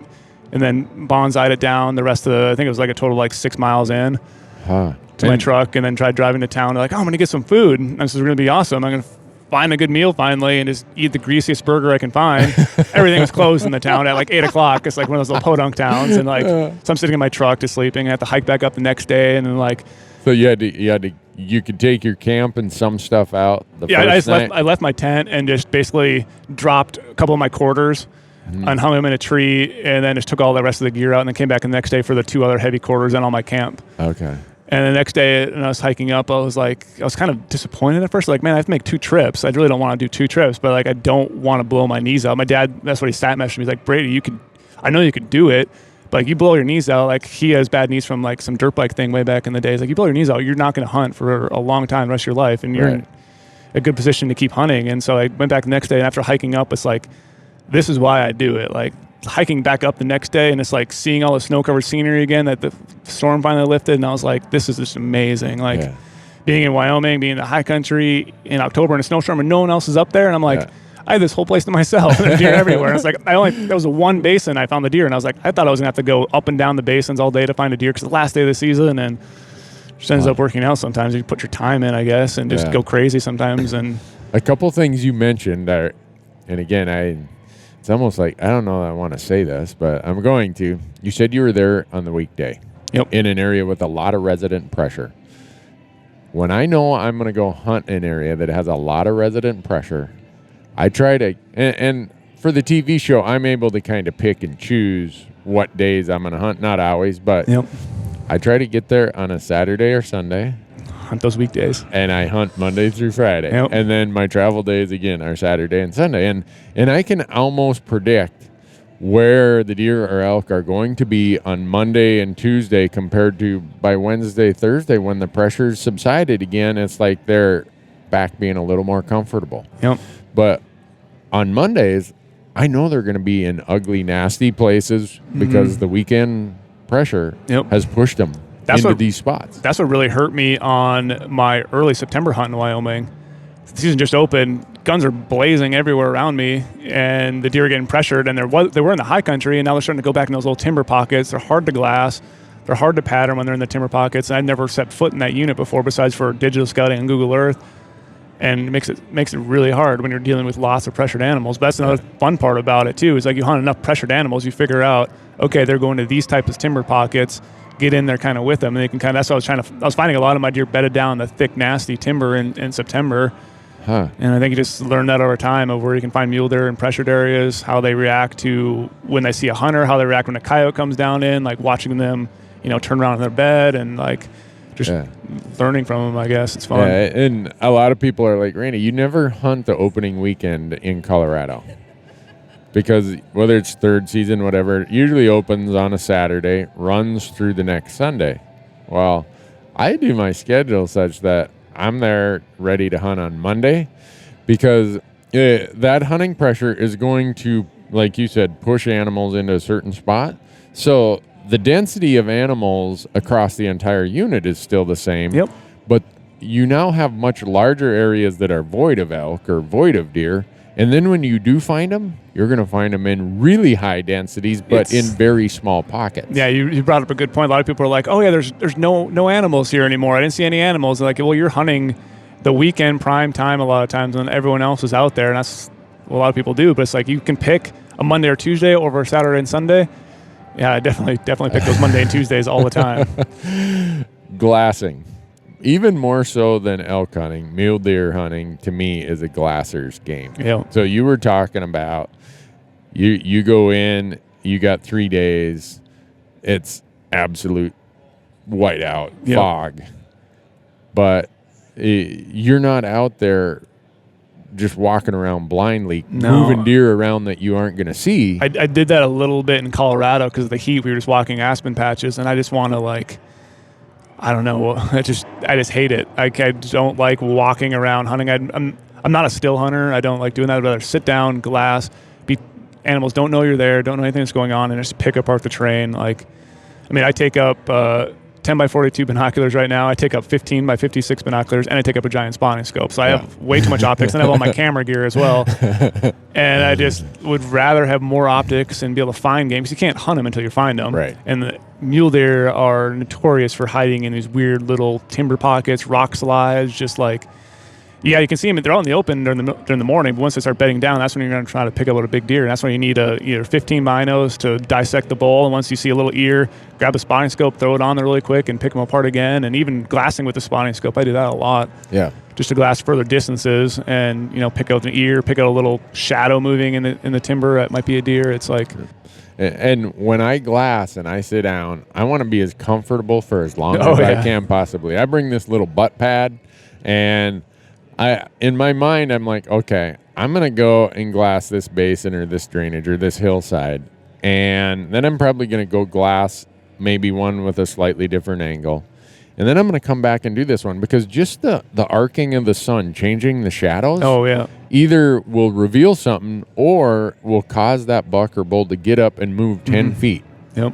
And I want to be there trying to see him when that causes him to move or whatever it is. And like you said, moving in angles too. So like glassing in one direction and then glassing it again from a different angle, looking at the trees a different way. Like a lot of times that's just all you need to pick out deer, pick out elk.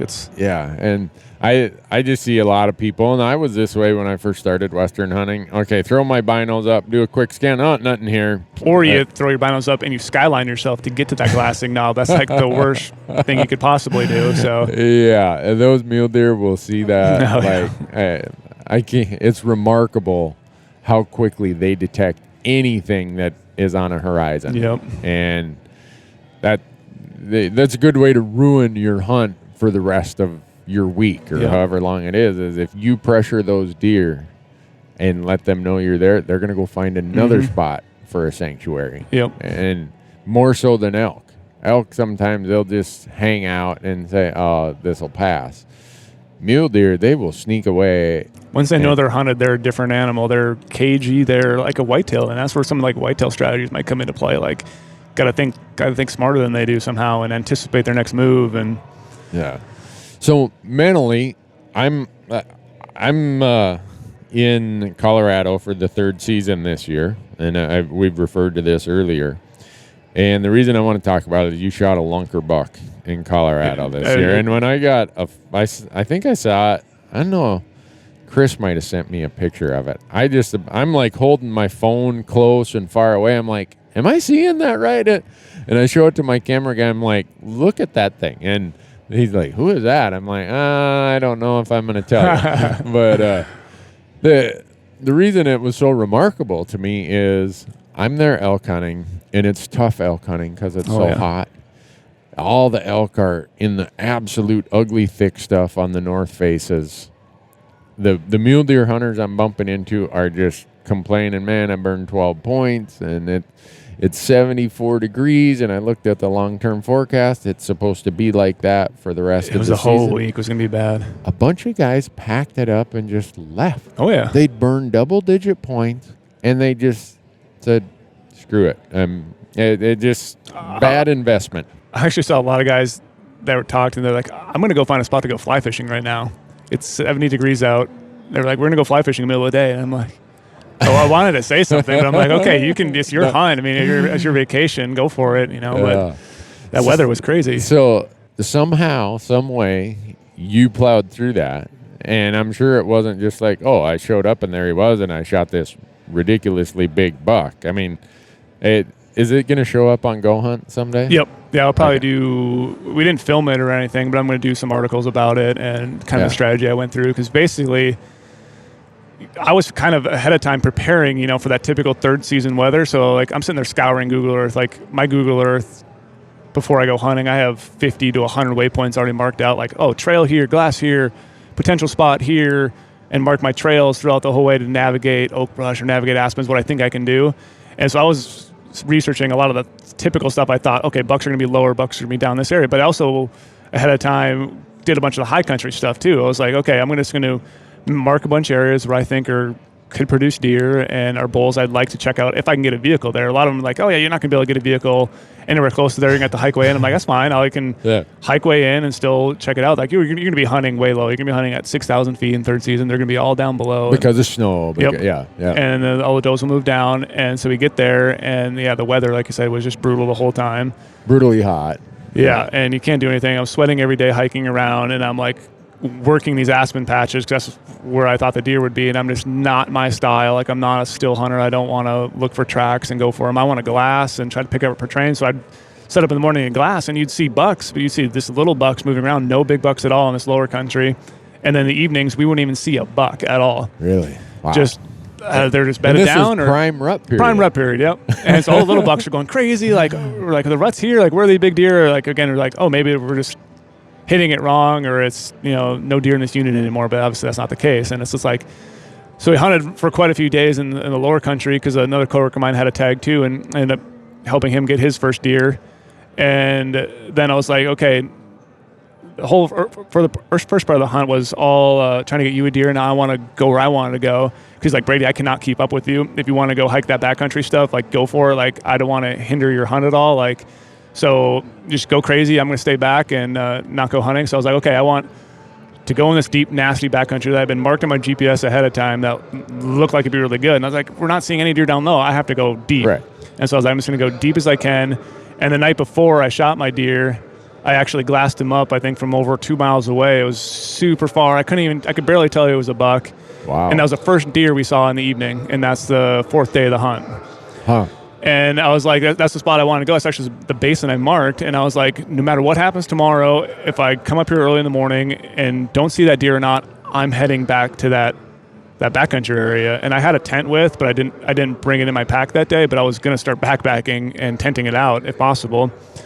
And so, the next day I get back there again. I sit in my first glassing spot, and I left at 5 in the morning, and I get there and I see him right away, or I thought I saw him right away because it was so hard to tell right away with the sun. But finally later on, I had to take my digiscoping camera and put it on my spotting scope and crank it in all the way to full max, and then go into digital zoom to even tell it was a buck because it was so far away. Wow. So it was that far away on the mountainside because I couldn't get to it very easy.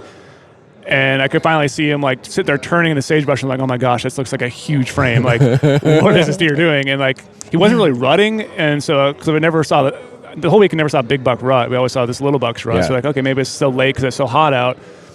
And then finally I was like, okay, he was kept bedding and kept moving around. And I was like, oh, I need to wait until he gets to his final bed spot here because he's probably going to bed in the aspens. Finally moved off into the aspens. In the spot where I was at, I actually had cell phone service. And I called my dad. I'm like, Dad, I guess I just spotted, I don't know how big a deer he is. He's like, what do you think he is? I'm like, he might be, I don't like when he scores things. He might be over 190, maybe 195. He's like, you got to go after this right now. Like, how far is it away? I'm like, it's over 2.5 miles away. It's going to take me forever to get there, but that's where I wanted to go. And I just get off the phone with them. I'm like, I'm just going to go back there. I'm going to spend all day just grinding it out and trying to find this deer because I knew where the aspen patch he was in. And it was just one of those hikes where you just don't want to do it during the middle of the day. But I was like, that's where I have to be. I need to try to get there before 11 o'clock so I can try to pick him out. It looked like I could get to a big rim rock cliff and maybe shoot down into him where he was at. Maybe I could see him bedded when he stands up in the evening. So I get all the way over there, and I think it took me 3 hours to get over there. It was just the... And those of you who can't see Brady, he's what are you, 6'4"? Yeah, 6'4". 6'4".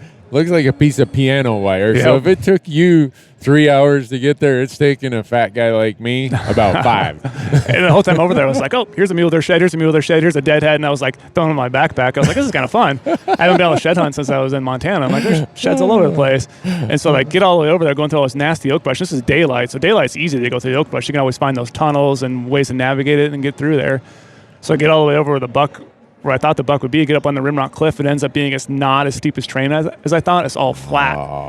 And it just looked like it from the angle it was going. So I'm like, crap, I can't see him right now at all. What am I going to do? So because this oak brush, it might look like it's 4 feet tall. Yep. It's really 14 feet tall. Yep. And when you get there. And then you break out of it, and it was sagebrush, but the sagebrush was super tall, and it was flat sagebrush too. So I was like, I can't even shoot from this rimrock where I thought I could get a shot from. And so now I'm just looking at my GPS, how can I navigate around all these trees? There's another little drainage I could maybe shoot from up higher.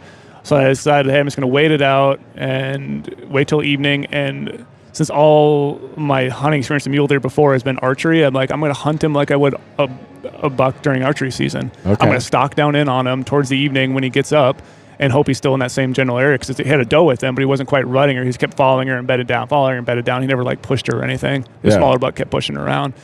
And so I just waited till the evening and kept stalking down in there, kept doing my wind indicator, like puffing it all the time, making sure I had the wind right, going down in on him. I was navigating this ashen patch. And once I got past this ashen patch, I'd be close and be able to maybe see him. And then his train started dipping down a little bit, which I got a little better so I could see further. Yeah.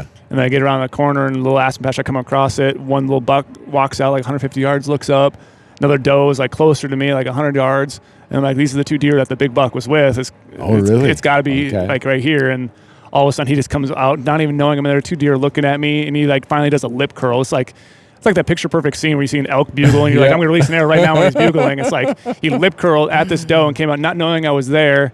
And I didn't even range it, but I had to be 110, 120 yards. Wow. And I'm just standing there with a rifle and took a shot at him and just, done deal. But just being able to be like, okay, it's not working down low, and I'm going to go into the high country. Because that's, I specialize, I think, more. Like I found my niche in glassing mule deer is like, I like the high country. I like to be able to glass it. And this is the high country where I can glass. All the other stuff was aspen, oak brush, where I wasn't finding deer because you can glass into it.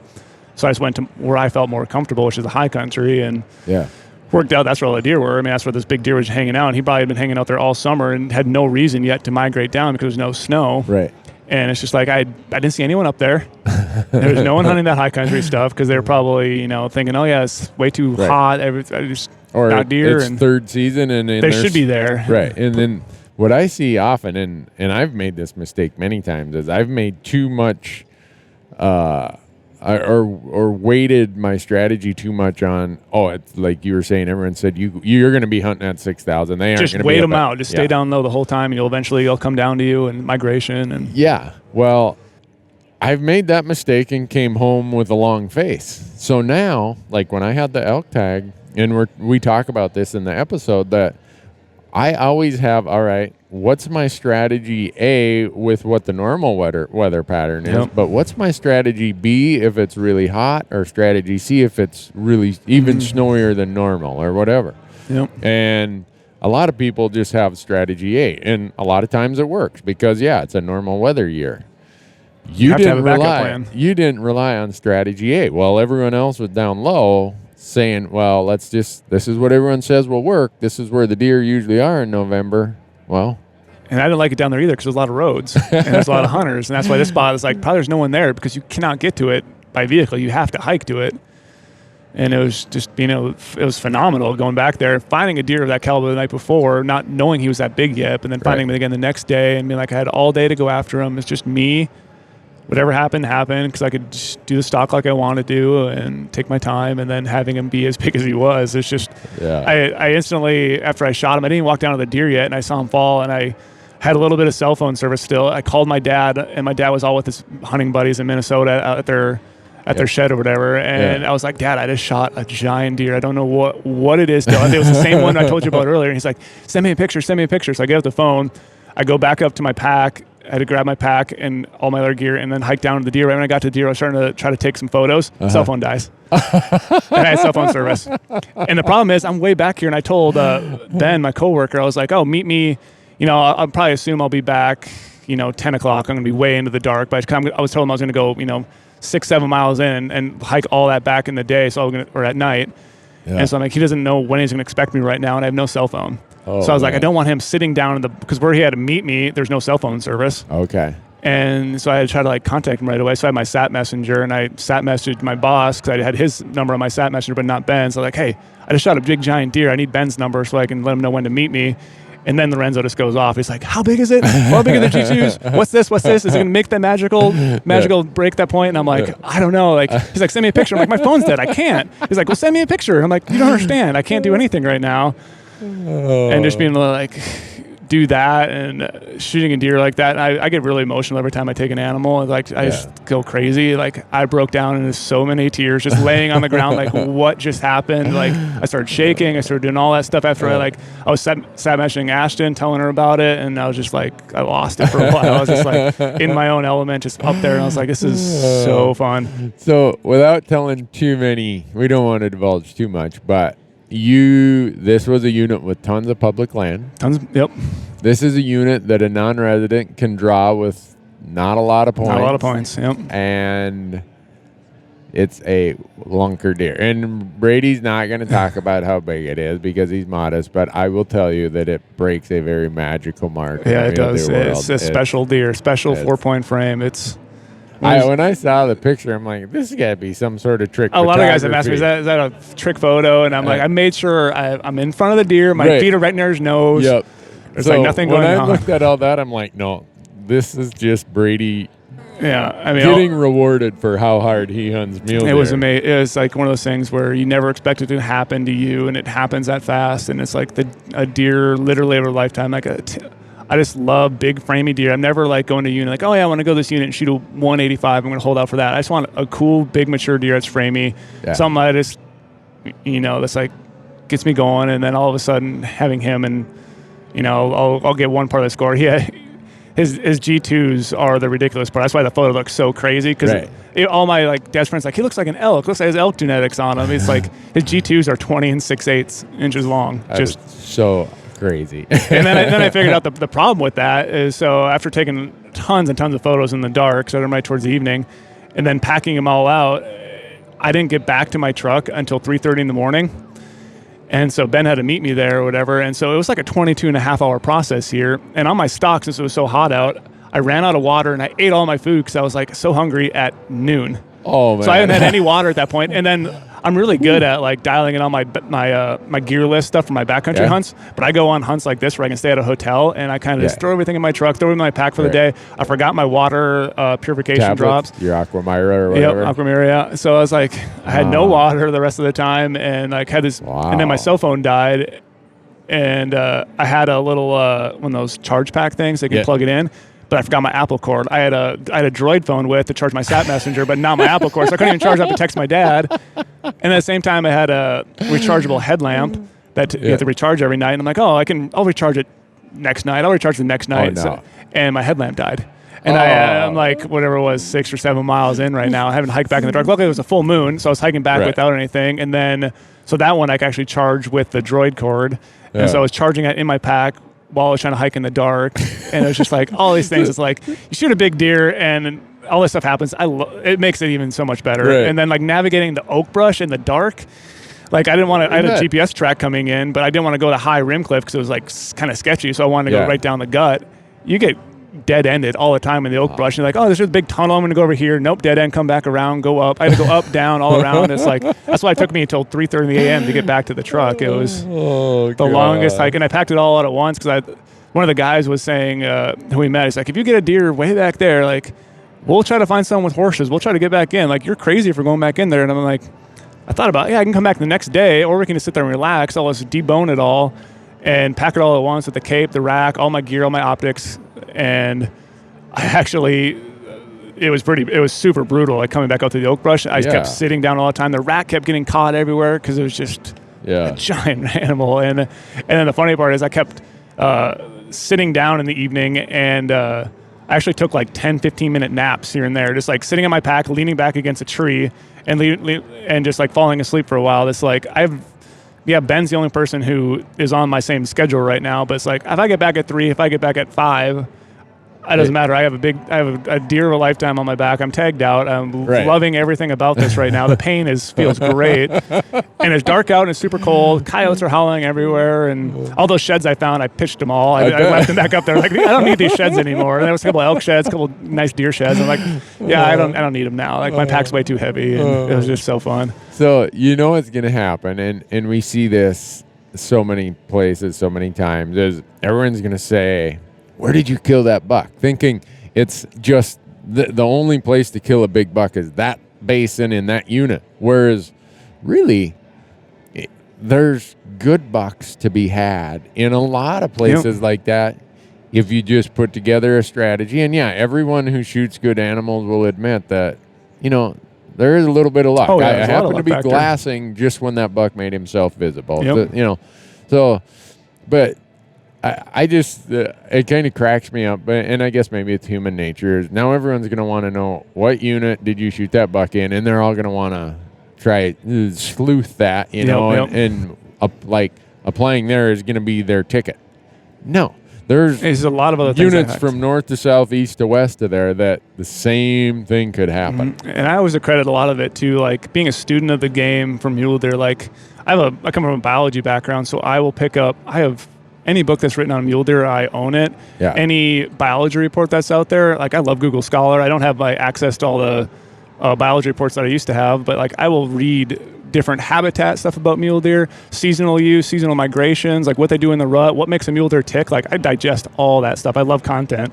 And just like I think that all helps too, like knowing what terrain you're getting into, or like what habitat the deer might be in this terrain, like in Colorado. What's the habitat going to be in Nevada? They're all different, but still some mule deer, they still need the same sort of thing. So it's like figuring out those pieces to the puzzle is like a big thing, I think, to finding deer and consistently taking them in different states. And I always talk about in my seminars about elk hunting that I look at elk, and I do. And the reason I'm bringing elk is I do the same thing for mule deer, but most people have heard me talk about it with elk. Okay, they don't have a calendar like we do that says, oh, it's September 20th. They have a different lifestyle or periodic seasonal calendar. All right, there's early season, there's pre-rut, there's peak rut, there's post-rut, and then there's late season. Same with mule deer. Those periods are different on our calendar than what they are on the elk if you overlaid the elk periods to our calendar. But your background, your experience, your science degree lets you look at that and say, okay, it was a rut period. Where am I going to find bucks? Well, I'm going to find them where there are does. Where am I going to find does? I'm going to find does where there's good feed. And good cover they like being hidden all the time and like being secure. And so it's, when I break it down to that point, whether it's elk or deer, it makes it so much easier for me to do my pre-scouting and my pre-planning. You can eliminate a lot of areas, like right off the bat, looking at a map, like just throw those out. And so for people who are a little intimidated when they come out west or they go and first time hunt another state or a place they didn't grow up hunting, these maps that you see are really big. The unit looks really big. But if you start analyzing, all right, I'm hunting a whatever season. In that case, you were hunting a rut season. Here's the parts of my map I can eliminate. I tell people my scouting, both at home and when I get to the field, is more a process of eliminating where they're not. So that the last 3 to 4 days, hopefully I know where they are. And a lot of that can happen at home on the computer. We did that right away when we got to Colorado, too. We were like, we're going to go check out these areas. We're going to do a lot of moving around and just try to eliminate spots first. We eliminated a giant area the first day that I thought would be prime third season habitat. Yeah. But obviously the weather made it so it wasn't. But we didn't eliminate this whole mountainside. We're like, we can't come here at all. There's no snow. There's no reason to come down. They're up at 10, 11,000 feet still. Got rid of that whole hunting area. We were able to focus on more key areas, and I think that eventually helped out because I was eliminated until finally I was like, I need to go backcountry. Yeah, and so you started out with a unit that's 1,000 square miles. And quickly within a day, your knowledge and research and your understanding of the biology and the needs of mule the deer, seasonal use, and that you took 1,000 square miles and now you had it cut down to about 8 or 10 square miles. And that's where I tell people the needs of a mule deer or an elk in August are different than they are in September, October, or November. So you're going to find them where they go to satisfy that need for that period. Well, their need in November is breeding. The ladies. So where are they going to be in November? Somewhere near where the does are. Well, what do the does need? Year-round, they're on food. It's whatever's the most highest nutrition food that they can acquire with the least expenditure of effort. So and some people look at me like, Randy, that's just way too simple. There's got to be like some Harry Potter riddle that we got to solve here. And that's why I think the backcountry where I was in Colorado was so great, because it was still slightly green up there. A lot of their stuff was really even dry. in November. Yep, because we had those aspen patches, and I was finding little like kind of swampy areas up in those aspen patches, and there was all this green stuff. And I think that's why the mule deer and the does were still up there rutting instead of the does being down lower. They didn't need to move down yet to do their seasonal migration. Like they had everything they needed there. They could have stayed there for a long time. Yeah. I think if they're not going to move and expend energy, they don't need to. Right. So those are two amazing hunts in 1 year. So you got to quit saying this buck of a lifetime, Brady, because I've seen some of your bucks, and you tend to, you like a few other crazy mule deer nuts I know. Your buck of a lifetime seems to be a buck of 5 seasons, which for me would be a buck of a lifetime. and I know that you're kind of blushing when I'm saying that, but I just hope people understand that you approach mule deer hunting differently than the average guy because it's your passion. Yeah, because if I could only hunt one animal the rest of my life, it'd be mule deer. it's honest truth. And so there's a lot to be learned from these. I'll call them junkies. Like, yeah, I know some pronghorn junkies, and I'm probably I've got a borderline problem with a disease with pronghorn. So I enjoy sitting, talking strategies, seasonal periods, all this stuff about pronghorn with those guys.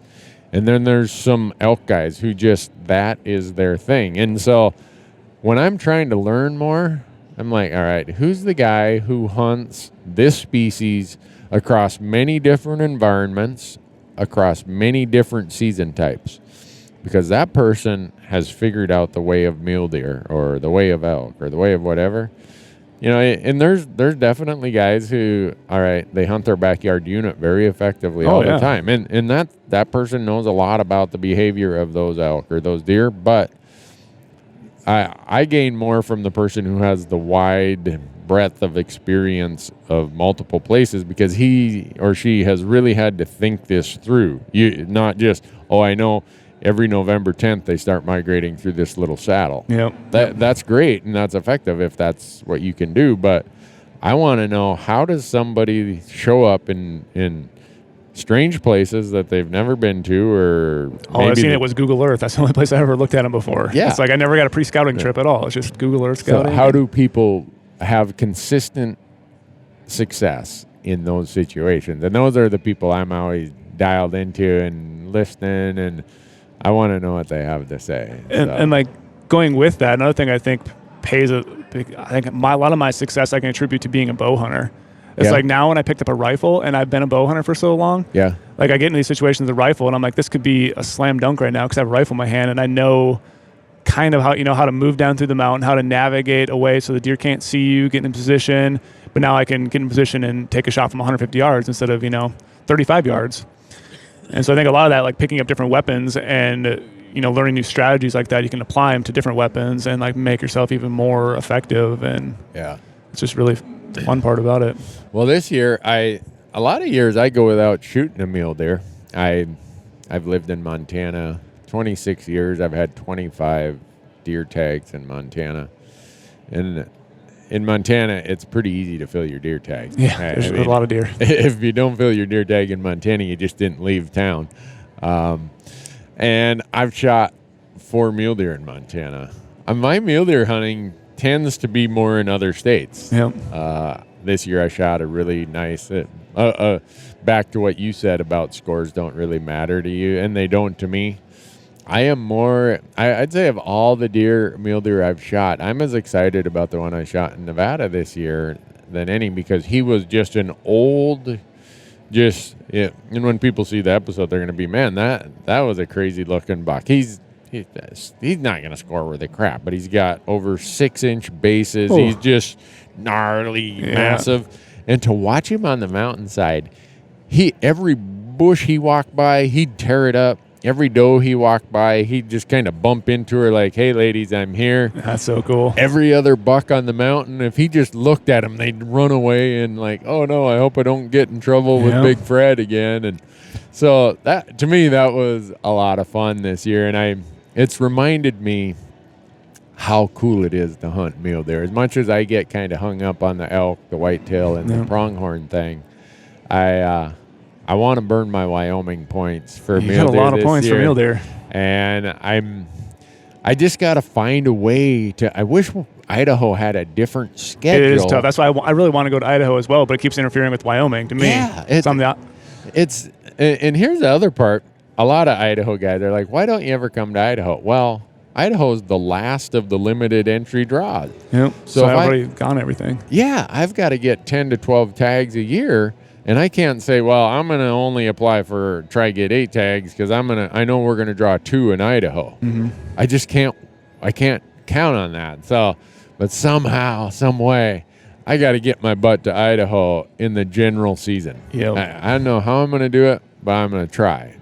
And I'm sitting on one Colorado mule deer point, and I'm hoping that that's enough to get me into a couple of the units I have my eye on. Mm-hmm. And then I'm doing Montana again. As long as Montana has a reasonable winter, this year I shot a whitetail over there, but next year we from afar we glass some pretty nice mule deer bucks. Not anything that's going to get the trophy crowd excited, but for me, for public land bucks, for Montana, it's a good 4-point. You're getting excited. Yeah, that's a fun deer. Yeah, a 5.5-year-old deer in a state that has the hunting pressure that Montana does. Yeah, I've shot a lot of deer that are 140, 145 in Montana, and they're 6.5 years old. Yeah, that's all they're going to be. They're old cagey deer, and they just don't have the genetics. They don't have the feed. They just don't get it down south does. But it's like, so I'm going to definitely be there in 2017, and I don't know. I need to realizing how much fun I had hunting mule deer in Nevada this year, and in Utah when I had the archery mule deer tag. It reminded me what a special treat it is to hunt mule deer. Yeah, and I just think it's about the adventure. I could shoot you could shoot big deer in whatever states, but it's like you get.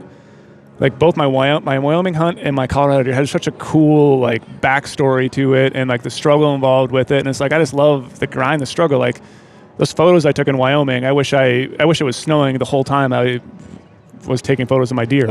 I wanted that big nasty storm because it's just more rewarding to me. Like getting a deer way back in there. You're like, yeah, you can shoot deer always lower. A lot of people tell me, oh, Brady, you hunt way too far in there. Come back closer to the roads and you'll find more deer or hunt easier units. And it's like, no, I love that experience. And mule deer, to me, are way back in there. They're by themselves. They're solitary animals. They're, not big social things like elk. I love that about that because I'm kind of, I don't know, I like doing solo stuff all the time myself. Yeah. So it's it's just cool. Most of your hunts, do you go in on your own? Yeah, most of my hunts I do solo. Yeah, that's why this year in Nevada was, the first time I hunted with another person. Well, I guess 2 years ago I hunted with a cameraman, but yeah.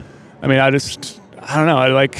I do. That's why the November hunt with my family in Montana is always great because it's just a fun hunt. Yeah. They're in the rut. But if I can choose what I want to do, I'll probably go solo for mule deer. Just I'm not saying I'm the best shape ever, but I have super long legs and a lot of people can't keep up with me. So I'm just going and just getting up a mountain and if I want to get up there as fast as I can or take my time, I just want to go and I don't know. It's just what is your pack weigh when you leave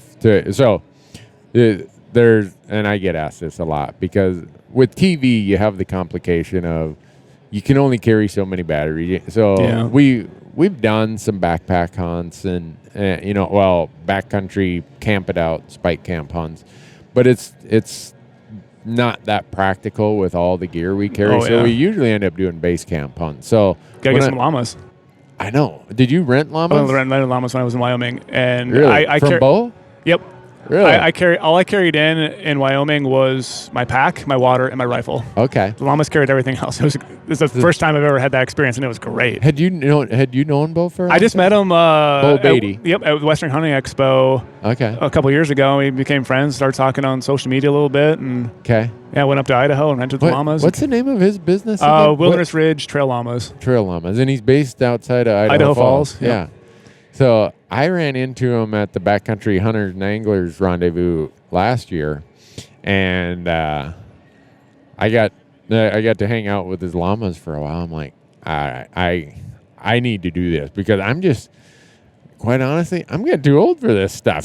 You walk lots and lots of miles, and for some of our hunts, my day pack weighs 30 pounds with all of our gear and stuff, and And that's not the end of the world, but that's what I was going to ask you is, okay, when you go in and you do a backpack hunt, let's say in your place you do in Nevada, what's your pack weigh on the way in? 45 pounds. 45? Okay. And I'm still trying to refine it, but obviously money is the biggest issue right now. I have things I want to modify, and I carry a lot of optics. I carry a lot of camera gear. Right. But you can get by on a lot less stuff than I think people realize. Like, you can go pretty minimalist. And it's in Nevada, and it's August. You really just need rain gear, a down jacket, base layer, and you're pretty much set. But And then, like, when you shot your buck in Colorado, you said you were day hunting from a motel. Yep. What's your pack weigh when you leave the trailhead there? I mean, I still have a lot of camera gear and lenses and stuff like that, but maybe, 25 pounds, something like that. But yeah. Okay. Do you use trekking poles? Yep. I always use trekking poles. I'm a big Me too. Who knows? If I had four-wheel drive. I wish I could get a commission off all the trekking poles I've sold. A lot of people are like, why do you why do you use those? And then everyone who uses them after I say, trust me, they're like, why did I wait so long? You bust them out. Everyone's like, oh, you're a granola hippie hiker. Yeah. And it's like, no. Like, you wait till you have an animal on your back and you go downhill. Downhill, these things are lifesavers on the knees. Right. And in the dark, being able to feel rocks and you slip sometimes, throw that trekking pole out. And huge. And you think about just the physiology, anatomy of your body, of what it takes for your ankles, your knees, and your hips to balance on uneven ground with heavy loads. Or like you say, in the dark, you stumble over a rock or something. Oh, yeah. That takes so much energy, so much muscle energy to do that. And I've read that on flat ground, or no, I shouldn't say this. But anyhow, one of my doctor friends said, who really told me, Randy, you're lucky you got strong knees, strong ankles, and everything, but try trekking poles. At a minimum, it will reduce the energy requirement by 30%.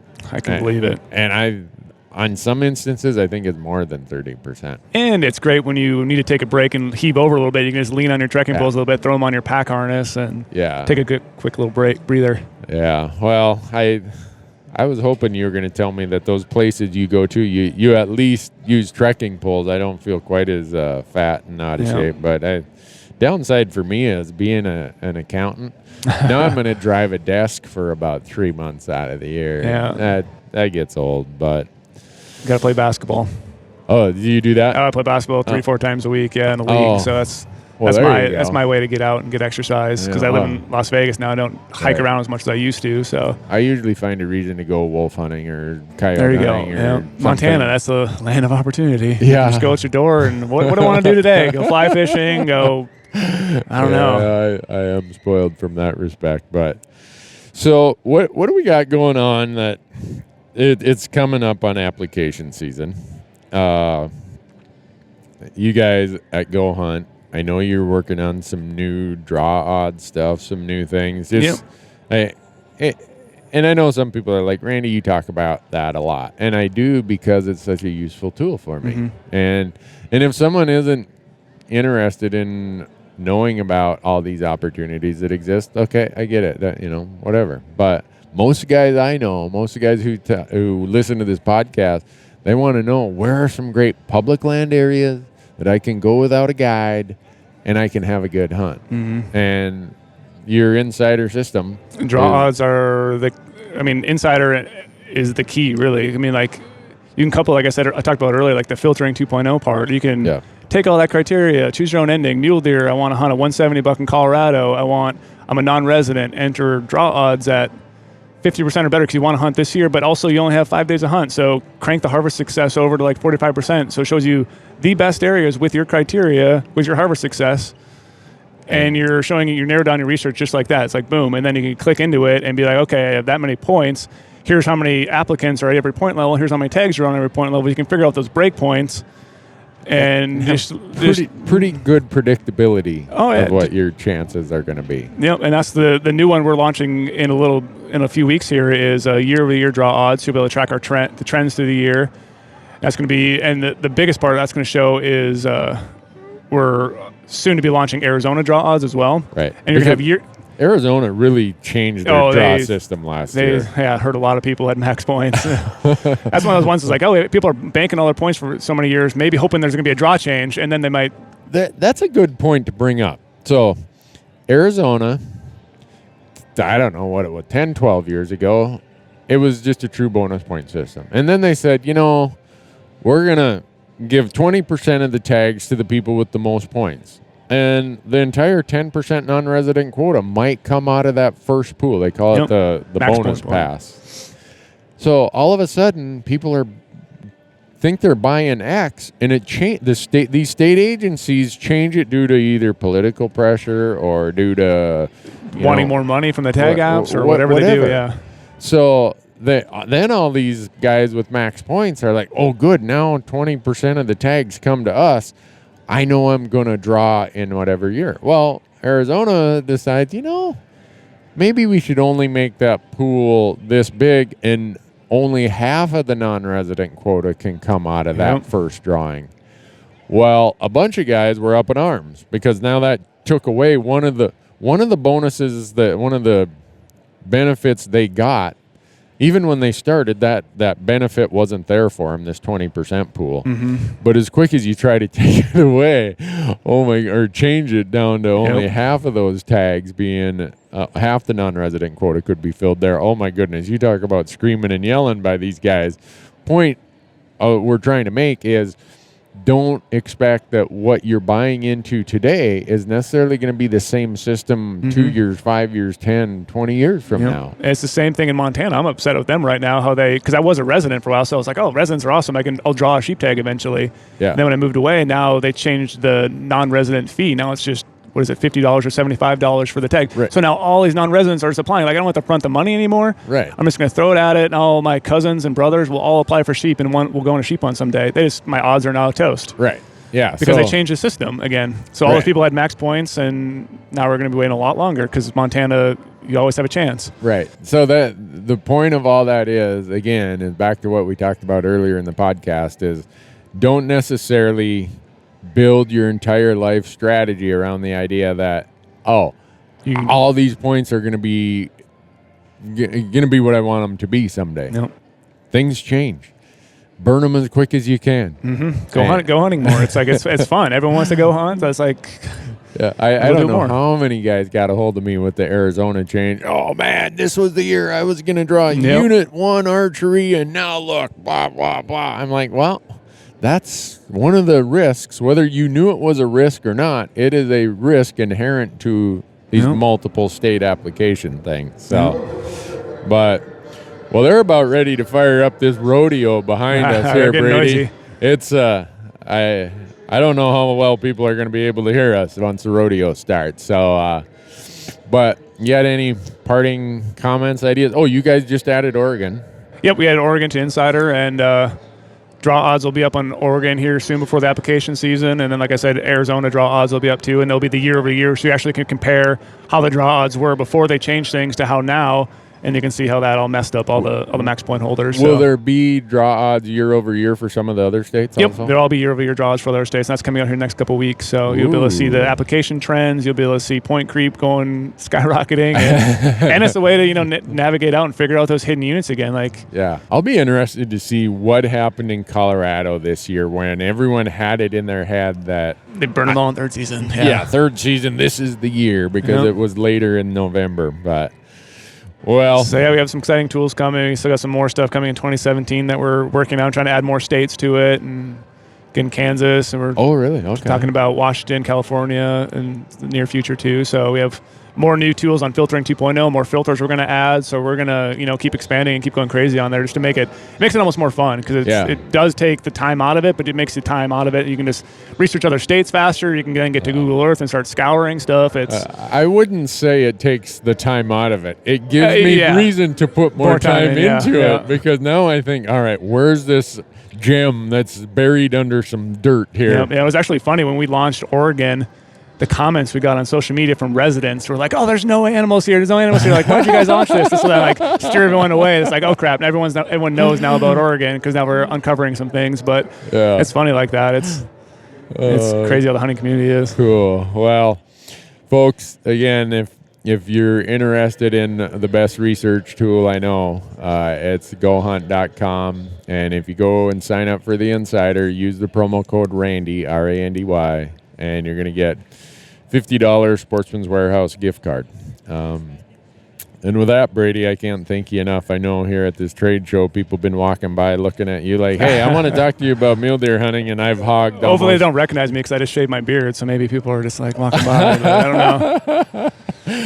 But, yeah, folks, go even if you aren't an insider, go out to gohunt.com because there's a lot of really, really good stuff out there. And if Brady writes about it or talks about it in the mule deer world, it's probably worth your time. It's my addiction. It's a. But it was fun. It was great being on. Your passion for mule deer is obvious. Just in. When you and I talk and we switch the topic to mule deer, it's like all of a sudden there we go. Brady's level of everything kind of raises another notch or two. But well, thanks for taking the time, Brady. Hey, thanks for having me on. I really appreciate it. And folks, we'll get this one posted up. And now that I'm off the road, hopefully we can be a little bit more predictable in our schedule of releases here. So.